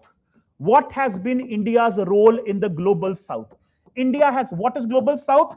Global South are post-colonial states. The poor and developing countries of the world are described as global South. These are very young nations. They've come out of colonization. The rich world is described as global north. The poor world is known as global south. India has always tried to play a leadership role among the global south countries. For example, students, we need to study what has been India's relationship with the continent of Africa, India's relationship with Latin America. Latin American countries, African countries, they belong to global south. What is Latin America, students? South America. That is described as Latin America. So India's relationship with these continents, and how India has always tried to play a leadership role among the global south. How India was a founder member of NAM, non-aligned movement, which was a movement of global south countries, and how today Prime Minister Modi have been organizing Voice of the Global South Summit. Voice of the Global South Summit. How under India's leadership in 2023, African Union was made a member of a G20. How India represents the interests of the global south. That is also a very important topic in the syllabus. That is also what we need to discuss. And what has been India's contribution to United Nations? And also, what is India's nuclear doctrine? Because India is a nuclear weapon state. So what is India's nuclear doctrine? You may be aware our nuclear doctrine is based on a principle called NFU, no first use principle, NFU principle. So India's nuclear doctrine, how and why India developed nuclear weapons? How does India intend to use nuclear weapons? What is India's stance on nuclear proliferation? What is India's stance on nuclear disarmament? What do you mean nuclear disarmament? That means all nuclear weapons of the world should be disarmed. We should have a world free of nuclear weapons. Nuclear zero. What is India's stance on that? That is also a very important topic. So all this, students, India's relationship with the world, whether it's Southeast Asia, West Asia, South Asia, Africa, Latin America, India's nuclear doctrine, India's role in United Nations, India's role in non-aligned movement, all these chapters are in the syllabus. And the most importantly, students, India's relationship with the global power centers. Which are global power centers? Countries like US, China, Russia, Japan. These are global power centers. These are the most powerful countries of the world. European Union, India's relationship with Europe, India's relationship with European Union, with America, with Japan, with Russia, with China. A detailed discussion on all these countries and these relationships as well. That is what all of this we study in this. That is your section B of PSIR paper 2 syllabus. That is India and the world. So this is your syllabus for PSIR paper 2, section A and section B. And this is what we're supposed to cover in this entire PSIR paper 2. Before I open up the floor for Q&A session and take your questions, students, I would also like to briefly tell you about what should be the preparation strategy and how do we go about here in the course to make this journey of preparing PSIR easy for you. So that is also given to you in the handout, I believe. And I'd like to briefly discuss these points with you, that what do we intend to do with you if you are part of our classroom program. So students, as far as the PSIR course is concerned here, when we design the PSIR course for all of you, we keep one thing in mind. And what is that thing which we keep in mind? We keep this thing in mind that you are all preparing for civil services and you are paying a very heavy cost for that. A very heavy cost you all are paying to prepare for civil services. Can you guess which cost I'm talking about? Opportunity cost. Excellent. Most of you must be thinking, sir, to पैसों के बारे में बात कर रहे हैं, monetary cost के बारे में. That is not a very big cost. The biggest cost which you all are paying is opportunity cost, because you all have taken a break from your professional careers to prepare for civil services. Many of you must have seen your batchmates in colleges and universities. They must be pursuing their professional careers. Somebody must be doing an MBA, somebody must have started working, somebody must be doing a post-graduation degree. But you have put a pause button on your career because you have decided that I want to prepare for civil services. These are the brightest years. These are the best years of your life, I'm telling you, students. This is the time when your brain is functioning at its highest efficiency. And sky is the limit for you. So your best years of your life, you are giving towards preparation for this exam. And you are foregoing all the other opportunities which are there for you. All the other opportunities which are there for you, you have left all other opportunities and you said, no, I don't want to take any other path. I have chosen this path. I want to take a break for a couple of years and prepare for civil services. So you're all paying a very big opportunity cost. That is what you as students need to respect also. As students, you need to realize that these are your best years of your life. And if you're preparing for the civil exam, do it with 100% dedication. Don't take it lightly. Don't do it for the sake of formality. You are wasting your time. And this is what we also respect as teachers. As teachers, we understand you are paying such a heavy opportunity cost. Therefore, if you are with me for 6 months, if you are with me and Sushant for 6 months to prepare for PSIR, we intend to provide you one-stop solution. That means in the 6-month program, you should be exam ready. That means the moment the course ends, next day you will be fully ready to write the PSIR mains examination. On that basis, keeping this thing in consideration, we have designed the entire course for you, the entire preparation strategy for you. First of all, students, as I told you, we respect your time. We greatly value your time. Therefore, there is a commitment, a promise. The commitment and the promise is the entire course will end within 6 months. 6 months is the duration of the course, and there's a commitment to finish that within 6 months. A lecture will be held, class will be held for 2.5 hours every day of the week. Every day. You'll be given an off only when there's a test. Otherwise, there'll be a lecture every day on a daily basis. And if God forbid, if me and Sushant sir don't fall sick, we don't give any holidays, any offs. On weekends also, you have classes. And there will be in total 180 lectures. 180 lectures we intend to do, in which we need to 90 lectures for paper 1 and 90 lectures for paper 2, and finish the entire syllabus within 6 months. So that time we make that commitment. We don't going to hold you here for 1 year to finish your optional course. That doesn't make any sense. And also, what is the pedagogy of teaching? That means pedagogy means what method we use to teach PSIR. The method, students, is that our focus is to help you develop conceptual clarity and a theoretical understanding of topics. You know, while discussing syllabus also, I told you that you need to write academically rich answers. Academically rich answers you can write only if you have conceptual clarity and theoretical understanding. If UPSC in the PSIR exam, they do not test your factual knowledge, they test your theoretical conceptual knowledge. So understanding nuances and concepts of political science is very important. Understand theories, understand philosophers is very important. So full attention is towards explanation. Explanation is most important. We focus on lucid explanation instead of mere dictation of notes. That is what is a priority for us. You have a very precious time. You know, as a teacher, what is most comfortable for me? As a teacher, most comfortable for me is, you look at this chair, कितनी अच्छी सी काले रंग की कुर्सी है ना, गद्देदार बढ़िया. इस पे आके बैठ जाऊं, and AC चल रहा है बढ़िया सा, एक कॉपी पकड़ लूं, and I start dictating notes. 2 घंटा मैं डिक्टेट करूं, आप लिखो, ऐसे ऐसे भी करो, दुख रहा है बहुत ज्यादा, और 2-2.5 घंटे बाद आपको भी लगा बहुत काम हुआ, मुझे भी लगा बहुत काम हुआ, आप घर चले गए. Wastage of time. Dictation of notes, तुम बच्चे हो यहां बैठकर तुम्हें डिक्टेट करवाएं notes. You all are very capable students. You are all adults. You are college pass outs. So if you are coming to the classroom, you're not coming to the classroom just to come sit down here and dictate notes. Notes are anywhere available in the market. You can go to the Bada Bazaar Road and buy any notes you want to. So if you are coming to the classroom, you all belong to different backgrounds. Somebody may be from humanities background. Somebody may be from sciences background. Somebody may be from engineering background. Somebody may be a doctor. You don't know what is political science. You don't know what is IR. So you are coming in the classroom to understand these topics. So as a teacher, our responsibility is to help you understand that, help you deliver and help you develop that conceptual clarity and theoretical understanding of topics. So entire focus is on explanation instead of dictating of notes.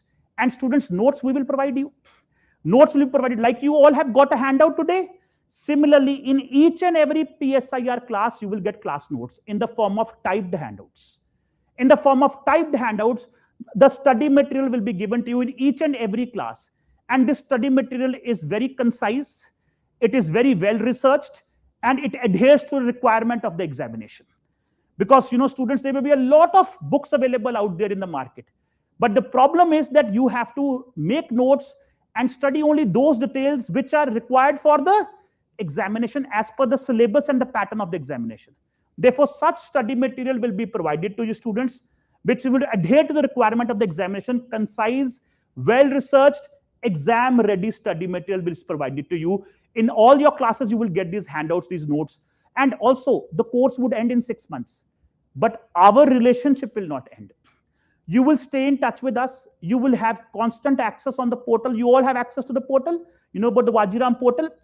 And whatever new developments may happen, we will keep on uploading the updated notes also around new developments for you as well, so that you're always exam ready and you don't get any anxiety and you don't have any panic regarding the new developments which are taking place. So exam ready study material will be provided to you, and will be provided to you on a daily basis in the classes in the form of typed handouts, well researched, prepared from all the important resources, adhering to the requirement of the examination. So that will be given to you, notes will be given to you, but the classroom is for explanation. Classroom is for understanding topics, developing conceptual clarity, and notes will be in your hands in the form of handouts. So that is the pedagogy which we follow. Another one thing which we have realized, students, and also you need to understand this. You know what are the word limits of your question patterns? What is the question pattern? How many words you are supposed to write in your answers in your optional paper? There are 3 types of questions, students, in the optional paper. 10-mark questions where the word limit is 150 words. Then there's a 15-mark question where you are given 3 pages to write. The word limit is not specified, but space limit is specified. You are given 3 pages, you have to write it within 3 pages, which will be not more than 200 to 250 words. Then there's a 20-mark question, long answer, where you have to write 4 pages. 4 pages are given to write, which will be around 300 to 350 words, not more than that. So this is your word limit and space limit given to you in the exam. Now you have books available, but when you read the book, for example, you read a chapter on Karl Marx. Marx is in your syllabus. That chapter is 100 pages. But in the exam, you have to write 150 words or 200 words. Don't you know the challenge is how to summarize? That is where our class notes will help. They're exam ready. They are adhere to the requirement of the examination. Each and every theme is beautifully summarized for you so that you can replicate that in the exam. And in the class, whatever theoretical and conceptual clarity is required, we will help you develop that. One more thing we have realized, students, the pattern of the exam has become such that we have realized that 50% of the job is understanding the topics and memorizing the notes. That is 50% of the job. The remaining 50% of the job is answer writing. Answer writing abilities, how to summarize, how to develop the ability to express yourself, the quality of expression. That's very important. You may know everything about political science, but everything is here in your head. How can you replicate that on a piece of paper? In given word limit, time limit, and space limit, that is called answer writing skill. It's not an oral examination, it's a written examination. Examiner will never get an opportunity to interact with you. Examiner will never get an opportunity to see your face also. Examiner would know how much you know only by reading your answer, whatever you have written. You may have a lot of things in your mind, you may not be able to write. So answer writing ability is very important. And 3 limits are there in the exam. There's a word limit, there's a space limit, there's a time limit. How, keeping these 3 limits in mind, you can write best possible answers. That is very important if you want to excel. Therefore, the entire answer writing is incorporated in the course itself. In the classes, what we will do, students, in the classes, once we discuss one topic, once one topic is over, then after that, we discuss all the previous year questions which have been asked from that topic. We only ask our students to buy only one book, and the name of that book is Previous Year Question Booklet. That is all, PYQ booklet, in which there's a question bank of all the previous questions of UPSC. So once a topic is finished, all PYQs are discussed in the class itself, and the PYQ model answers are also given to you. So topic-wise, we discuss all previous year questions, and then answer writing workshops are done. I will take your answer writing workshops and help you how to write good answers, how to understand the nature of the question, the demand of the question, what are the key themes in the question, how to identify that. And then there will be weekly test. Answer writing, students, is part of the course itself. There would be Weekly tests would be done to improve your answer writing skills. Every weekend there would be a test. Every weekend. Whatever we have studied for the entire week, for that there will be a test on the weekend.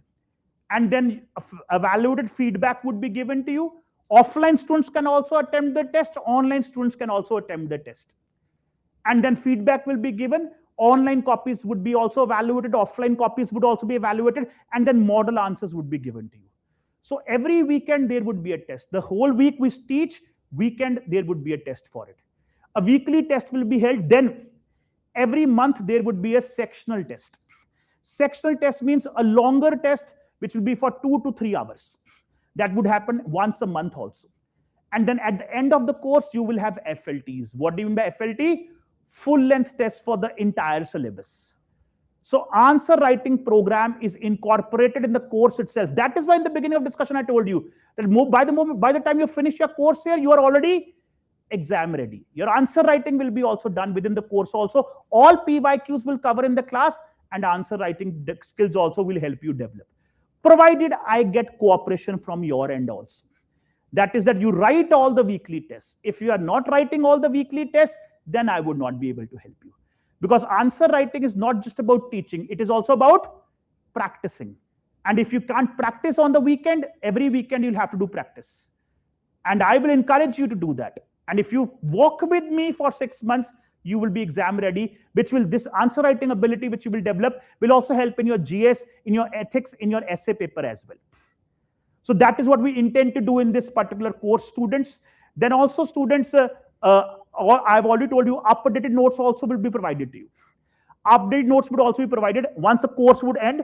Then also any new developments, for example, our last year PSIR batch.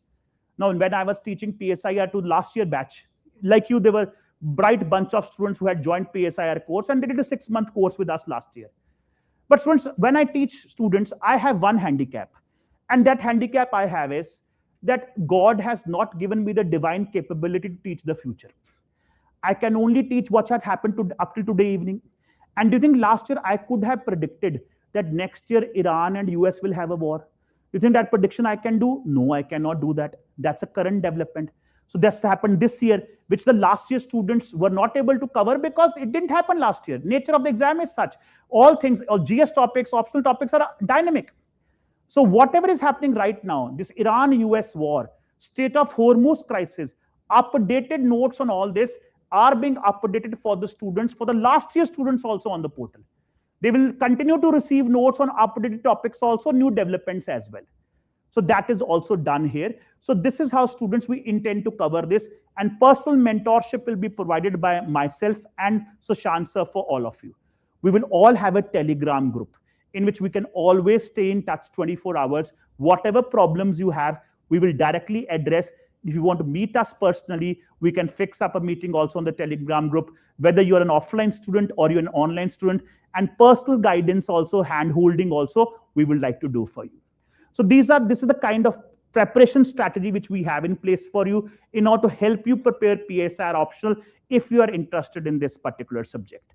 And if you are still confused whether I should take up PSIR or not, I will tell you one thing. And I know in the Q&A session, you will ask this question. That is why I like to address this question at the outset itself. Can you please call Sushant, sir? And that question to this is that you would say that, sir, I have 2-3 optional subjects in my mind which I want to take, but which one should I choose? So the answer to that question, students, is that there are always 3 parameters which you should use, to decide which optional paper you want to take. First and the foremost is your keen interest. You must have keen interest in the subject, because if you do not have interest in the subject, then you'll not be able to prepare for it. You'll not be able to do the requisite amount of hard work which is required, because you have to live with the subject for at least 2 years.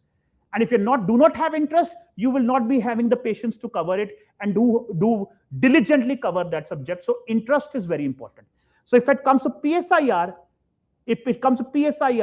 you would have interest. You'll be able to live with this subject and enjoy PSIR if you have interest in politics, both domestic politics and international politics. Elections happening in India, political issues of India, if they excite you, if you have curiosity for them, International political developments, war in West Asia, war in Ukraine, Operation Sindoor, if these things they excite you, that means you have interest in domestic politics and international politics. Then this subject will not bore you, you will enjoy the subject.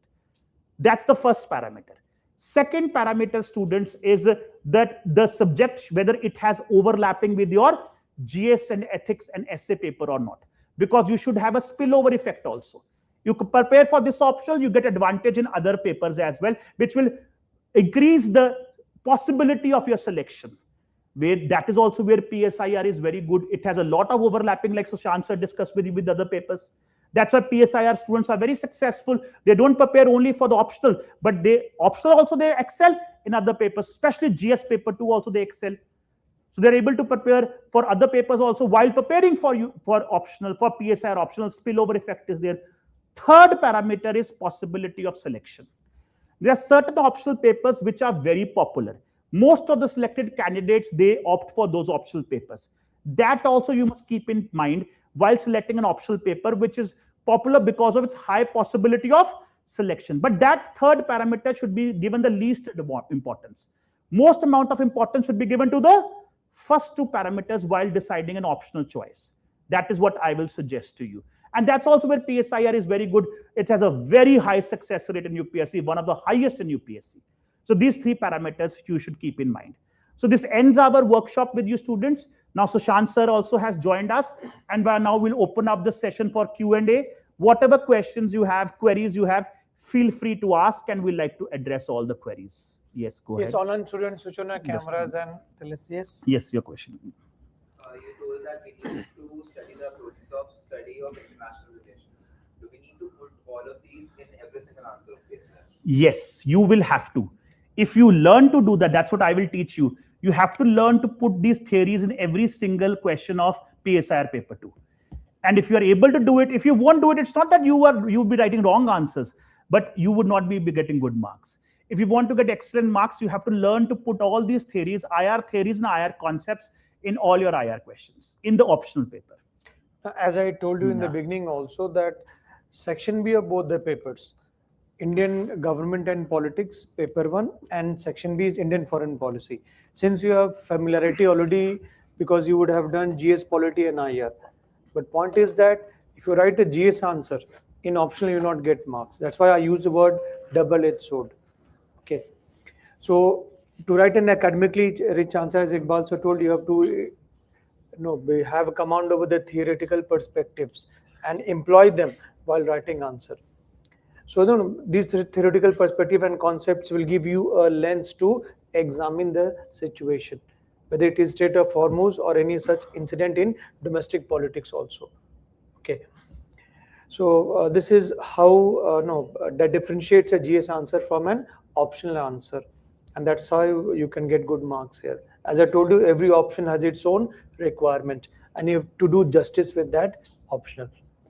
That's why we keep on saying that it's not the optional which fails students. It is the students who fail the optional. Okay. Any other questions, students? Online students, yes, please put on your questions. Online students, if you have any queries, go ahead. Yes, please go ahead, ask your question. Is there any questions, the YouTube students? Yes. I was thinking, wouldn't it be a bit too repetitive if all of my answers of paper 2 are just based on idealist, realist, and the same structure? No. It depends. It depends on the nature of the question as well as the issues involved, which varies from one question to another. There is no one formula which is applicable to every question. No. It depends upon the dimensions of the topics asked. It depends upon the instances which have been asked, and you have to mold your answer accordingly. The point is theoretical perspectives will enrich your answer, as well as the views of the scholars. Each and every question has a different demand. It's not that you have to use all the theories. It depends upon the nature of the question. What's the theme of the question? For example, the question is on conflict and war. That's where you use realism. If the question is on cooperation and signing peace deals and the role of United Nations, that's where you use idealism. If the question on the theme of rich countries exploiting poor countries, you use Marxist approach. For each and every question, you will have different theoretical perspectives depending on the nature and the demand of the question. That is what we will teach you in the classes. You will develop mastery over all of this. Okay. Now, those who are 2027 aspirant, okay, this is the best time to prepare because your mains syllabus, especially of PSIR, should be over by December, and from January you can start with strictly prelims preparation. Okay, so this is the right time, and for time management for college students because daily classes and weekly test. Now, point is that in the time of college exam, you can take a break and then you can have an extended validity of the courses, or if you're missing some classes, you can also get in the subsequent batches. You'll have to manage time. Time management, you have to learn how. We've also been through your colleges, and we both of us have taught in Delhi University also.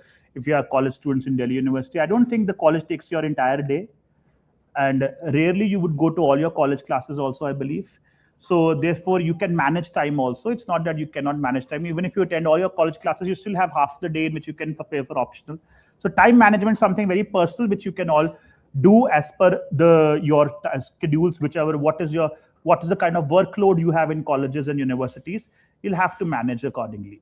And to add to what Iqbal sir has said, this examination prepares you for your career ahead, because once you become a civil servant, you have to do constant time management and task management, both multitasking and time management as well. Utkarsh has this question about newspapers. There are two newspapers, Hindu and Indian Express. And as far as optional student is concerned, PSR optional, and both for GS, you have to read newspaper. Newspaper reading is very important. But students, I would not recommend, and we would not recommend that you read both the newspapers. If you read both Hindu and Indian Express, your entire day would be consumed reading the newspaper only. We will also have discussion in our classes how to read the newspaper also, but briefly I would like to highlight here that it's not both the newspapers. You read only one newspaper. Both are equally good. Whichever you like, either Hindu or Indian Express you read. But because you have PSR optional as your optional, then read only one newspaper, but read articles of both. You get the point what I'm trying to say? That, for example, if you like Hindu, you read only Hindu, but look at Indian Express only for editorials and articles. That is all. And if you're reading only Indian Express, you read only Indian Express, but look at Hindu only for articles and editorials. Because there are certain experts, very good experts, and we need those expert viewpoints in our optional paper. They may write only in Hindu, may not write in Indian Express. There are certain good experts who may write only in Indian Express, do not write in Hindu. So you need to see the articles of both the newspapers, editorials of both the newspapers, but overall reading only, there should be one newspaper. Okay. You cannot purchase the notes and test series. Test series, as I told you, it's an integral part of the course we are having. And every class you are provided the well-researched handout. Okay, so we do not sell it separately. And those who are appearing in 2028. Okay, and since you are a fledgling batch student, I think this is the right time, because next year your full-fledged GS course will start. So managing optional and GS will be a bit difficult. Right now you have classes 3 days a week as far as fledgling batch is concerned. So obviously that gives you an edge. And if you're done with optional, that will help you in further consolidating your grip by answer writing practice and revision when you appear for the examination 2028. Okay. Yes, go ahead. So here, two-year fledgling course I'm enrolled in, but then like I have confusion regarding current affairs, like how relevant they are and what's the time duration for them to be added in my options. Current affairs, what is your name? Shraddhanjali. Okay. Current affairs, of course, Shraddhanjali is important. For your GS also, for your optional also. It's very important. You cannot excel in this exam. If you have you seen the prelims paper held on Sunday, last Sunday? If you've seen the prelims paper, you must have realized how important current affairs are. So you'll have to do current affairs, whether it's your GS, even if you do not have PSR optional, still you have to do current affairs. So a good part of your preparation should be about current affairs, which would include reading of the newspaper on a daily basis and your monthly current affairs magazine, which is being given to you. You should regularly revise that. As far as optional is concerned, in optional, your whatever current affairs you are covering for GS would be more than sufficient for optional also. Whatever additional part you have to do in optional, that is the views of the experts on current issues. That is what we will provide you in the classes. In the classes, we will provide all that material. What are the experts saying on the recent crisis which is happening in the country? For example, Sushant sir will teach you the views of all experts on the latest political developments in India. I'll teach you about international developments and their expert viewpoints. So I would recommend you to read those articles and editorials because expert viewpoints are taken from them only. But you don't have to separately make those any notes that will be provided in the classes. But yes, it is an important part of your preparation. You can't ignore it. The batch is starting from 20th of June and timing is 11 o'clock. Those who are in GS batches, see there are multiple GS batches running here. So if your GS batches timing and optional batch timing are clashing, so you can opt for optional and get your GS batch changed. That is feasible. The second question was regarding the time duration for current affairs to be read in order to add them in my answers. Time duration, I mean, I didn't understand. It's like if somebody is reading 2028, then Okay. From what time that person should start reading current affairs, and according to the optional period. At least 1.5 years, at least 18 months. That much you must do at least. Yes. Sir, I have a question. The PSIR students, like I believe, does PSIR students have to pay extra attention to current affairs as compared to other optional students? All the students will have to pay attention towards current affairs. Current affairs से बेटा जितना भागोगे उतना ही civil services मुश्किल होता जाएगा. You cannot run away from current affairs, and the exam every year is proving that. So इसमें actually उल्टा होता है जो आप कह रहे हो, उससे बिल्कुल उल्टा होता है. क्या होता है? PSR students, they have this necessary requirement that they have to do current affairs. Therefore, they naturally develop a habit of doing current affairs, which also benefits them in GS papers. That is where selection ratio and selection possibility for PSIR is one of the highest, because PSIR students develop all these good habits of covering current affairs. We will also cover current affairs in class because PSIR topics are dynamic. So Shant sir will also cover, I will also cover. So your current affairs also in a way strengthens by taking up this optional. We will also push you for reading newspapers. Today itself, I'm telling you to read newspapers. If you join our course, if you are with us for 6 months, imagine how many times I will motivate you to read the newspaper. So therefore, थोड़ा बहुत तुम resist करोगे, फिर थोड़ा बहुत मेरा बहुत कहने से शायद पढ़ने ही लग जाओ, शायद मान ही लो मेरी बात. तो अगर जब पढ़ने लग जाओगे, ऑप्शनल में तो फायदा होगा. It will also benefit your GS. And GS में भी current affairs के बिना गुजारा तो है नहीं. So जी अच्छी आदत जितनी जल्दी डाल लो, उतना ही अच्छा आपके लिए. चाहे आप PSIR optional करो चाहे ना करो. Even if you take up some other optional paper, but you cannot run away from current affairs. So don't get scared by current affairs. My suggestion to you is इसमें interest develop करो. Develop a keen interest in current affairs. Then only you can be comfortable with this exam preparation. Otherwise, you will always feel uneasy. Okay. Anyway, during our daily classes, we keep on discussing the relevant examples, current affairs examples. So obviously that will also, you will stay in tune with the current affairs. Now, since this is an information overload age, okay, I will always emphasize on one fact that it's better to read one standard material 10 times rather than 10 standard material one time. Okay, so just confine to whatever is being taught in the class, have command over that. That is crucial. That will help you ace this examination in a comfortable manner. So apart from what we are giving you, what we are telling you in class, as well as plus handouts given, you have nothing to look beyond. And whatever current affairs that stay in touch after the course also, we will update you with that. Okay. NCERT is 11th and 12th NCERT. There are 3 NCERTs: Indian Constitution, Indian Political System, and Contemporary World Politics. So please go through the 3 NCERTs, that will be sufficient. And we will start our course from basics, irrespective of your background. So rest be assured that you will be comfortable in that. Few of the students are also asking how to read the newspaper. Students, that's a very detailed discussion it requires. I may not be able to address that right now, but we'll of course during the course we'll discuss that, how to read the newspaper in an elaborate manner. But one thing I like to recommend to all of you, because we are doing a frank discussion here.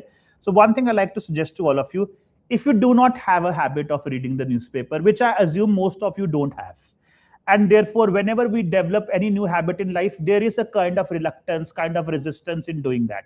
So that reluctance and resistance is there, which gets even more amplified when you read the newspaper with stress. A lot of us, we make this mistake. When you read the newspaper with this stress that whatever is given in the newspaper, I should be able to memorize it. That you read the newspaper like you're reading a book, like you're reading one of your books of your syllabus, and you believe that this is an exam preparation. I'm reading the newspaper, and whatever important I'm reading the newspaper, I should be able to memorize, which you are not able to memorize. Then your stress increases, and then you start hating the newspaper.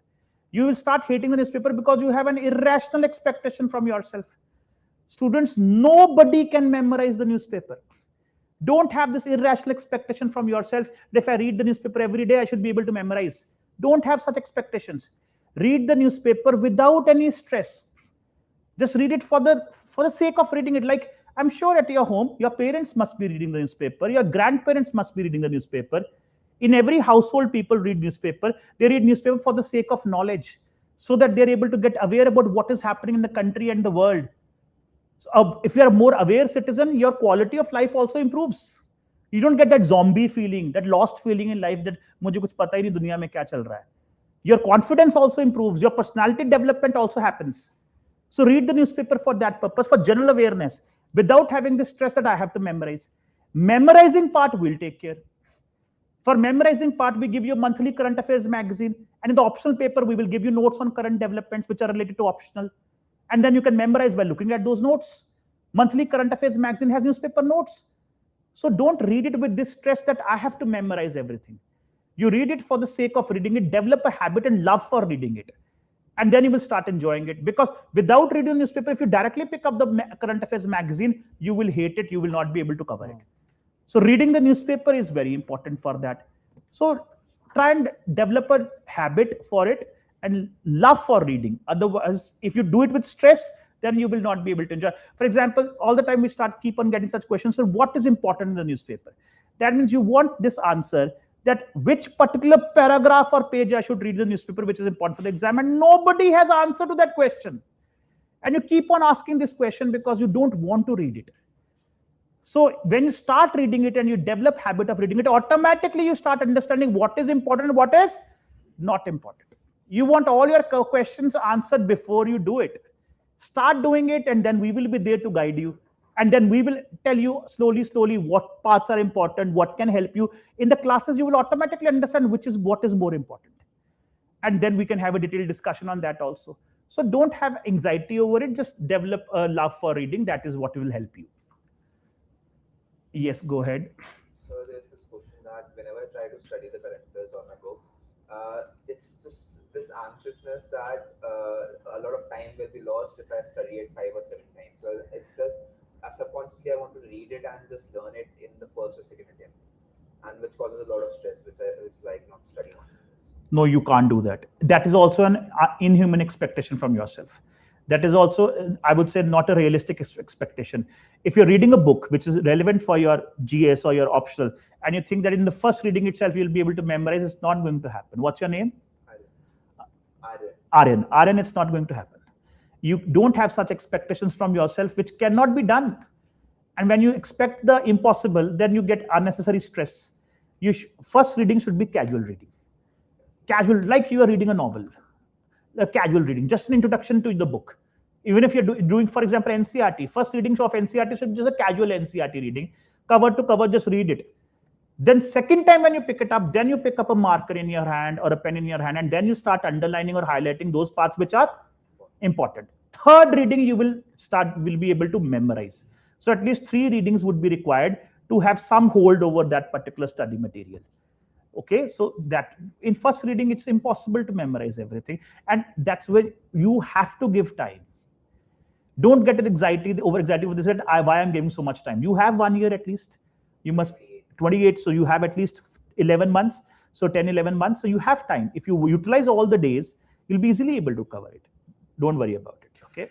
Now, regarding you are an engineering graduate, as we pointed out earlier, what is important is your interest and your ability to work hard. That is fundamental for any other optional, including PSIR. That will be helpful for you. So irrespective of your background, stay invested in PSIR. You will be able to sail through it comfortably. Whatever your academic background is, student, be rest assured that you will not have a problem understanding topics. We'll make sure that irrespective of academic background, you are able to develop crystal clear conceptual clarity. Okay. Fine, students? Yes, questions? I am asking this out of curiosity. In national security part, will we also study intelligence agency and all that? National security will study at in-depth working of intelligence agencies is not in the syllabus. We'll study intelligence agencies of different countries, but not a detailed discussion on what their intelligent covert operations are. That's not in the syllabus. But yes, national security, a detailed discussion on national security. What is India's national security doctrine, role of national security advisor, India's security policies? Yes, of course, we'll do. See, point is, all of our course and the way we have designed the course is specifically exam oriented. And that's why I told you syllabus and PYQs will be important. So that is an integral part of the course. Nothing less than what is required for the syllabus, nothing beyond what is required for syllabus. Clear, students? And like Prakhar is asking, again, we've clarified, irrespective of your academic backgrounds, you will not have a problem understanding PSIR. You can be rest assured for that, because to understand politics, you don't have to be of a particular background. All you need is keen interest and good mentors, and that will be taken care of. Okay, clear, everybody, students? Any more doubts? Normal time should be around 90 minutes, Drishti. Normal time is around 90 minutes. Okay. It's 11 a.m. 11 a.m. is the batch timing. If it's clashing with your GS batches, then we can adjust your GS batches. That can be done. Starting from 20th of June. 20th of June, yes. And okay, in the one more thing before we leave, in the handouts which I've given to you, there is a reading list given to you, the list of books and everything. If you are with us, that is not what you have to read. That is for somebody who is doing the paper on his or her own. If you are with us, then the study material which is given to you, that study material have been prepared from this entire reading list. And exam-oriented study material have been given to you. So you would not be required to read that entire reading list. But if somebody wants to do things on his or her own, then that reading list would help.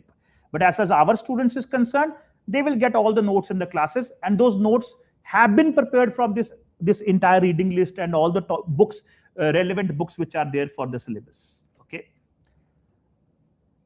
Yes, GS timing, GS classes will be shifted.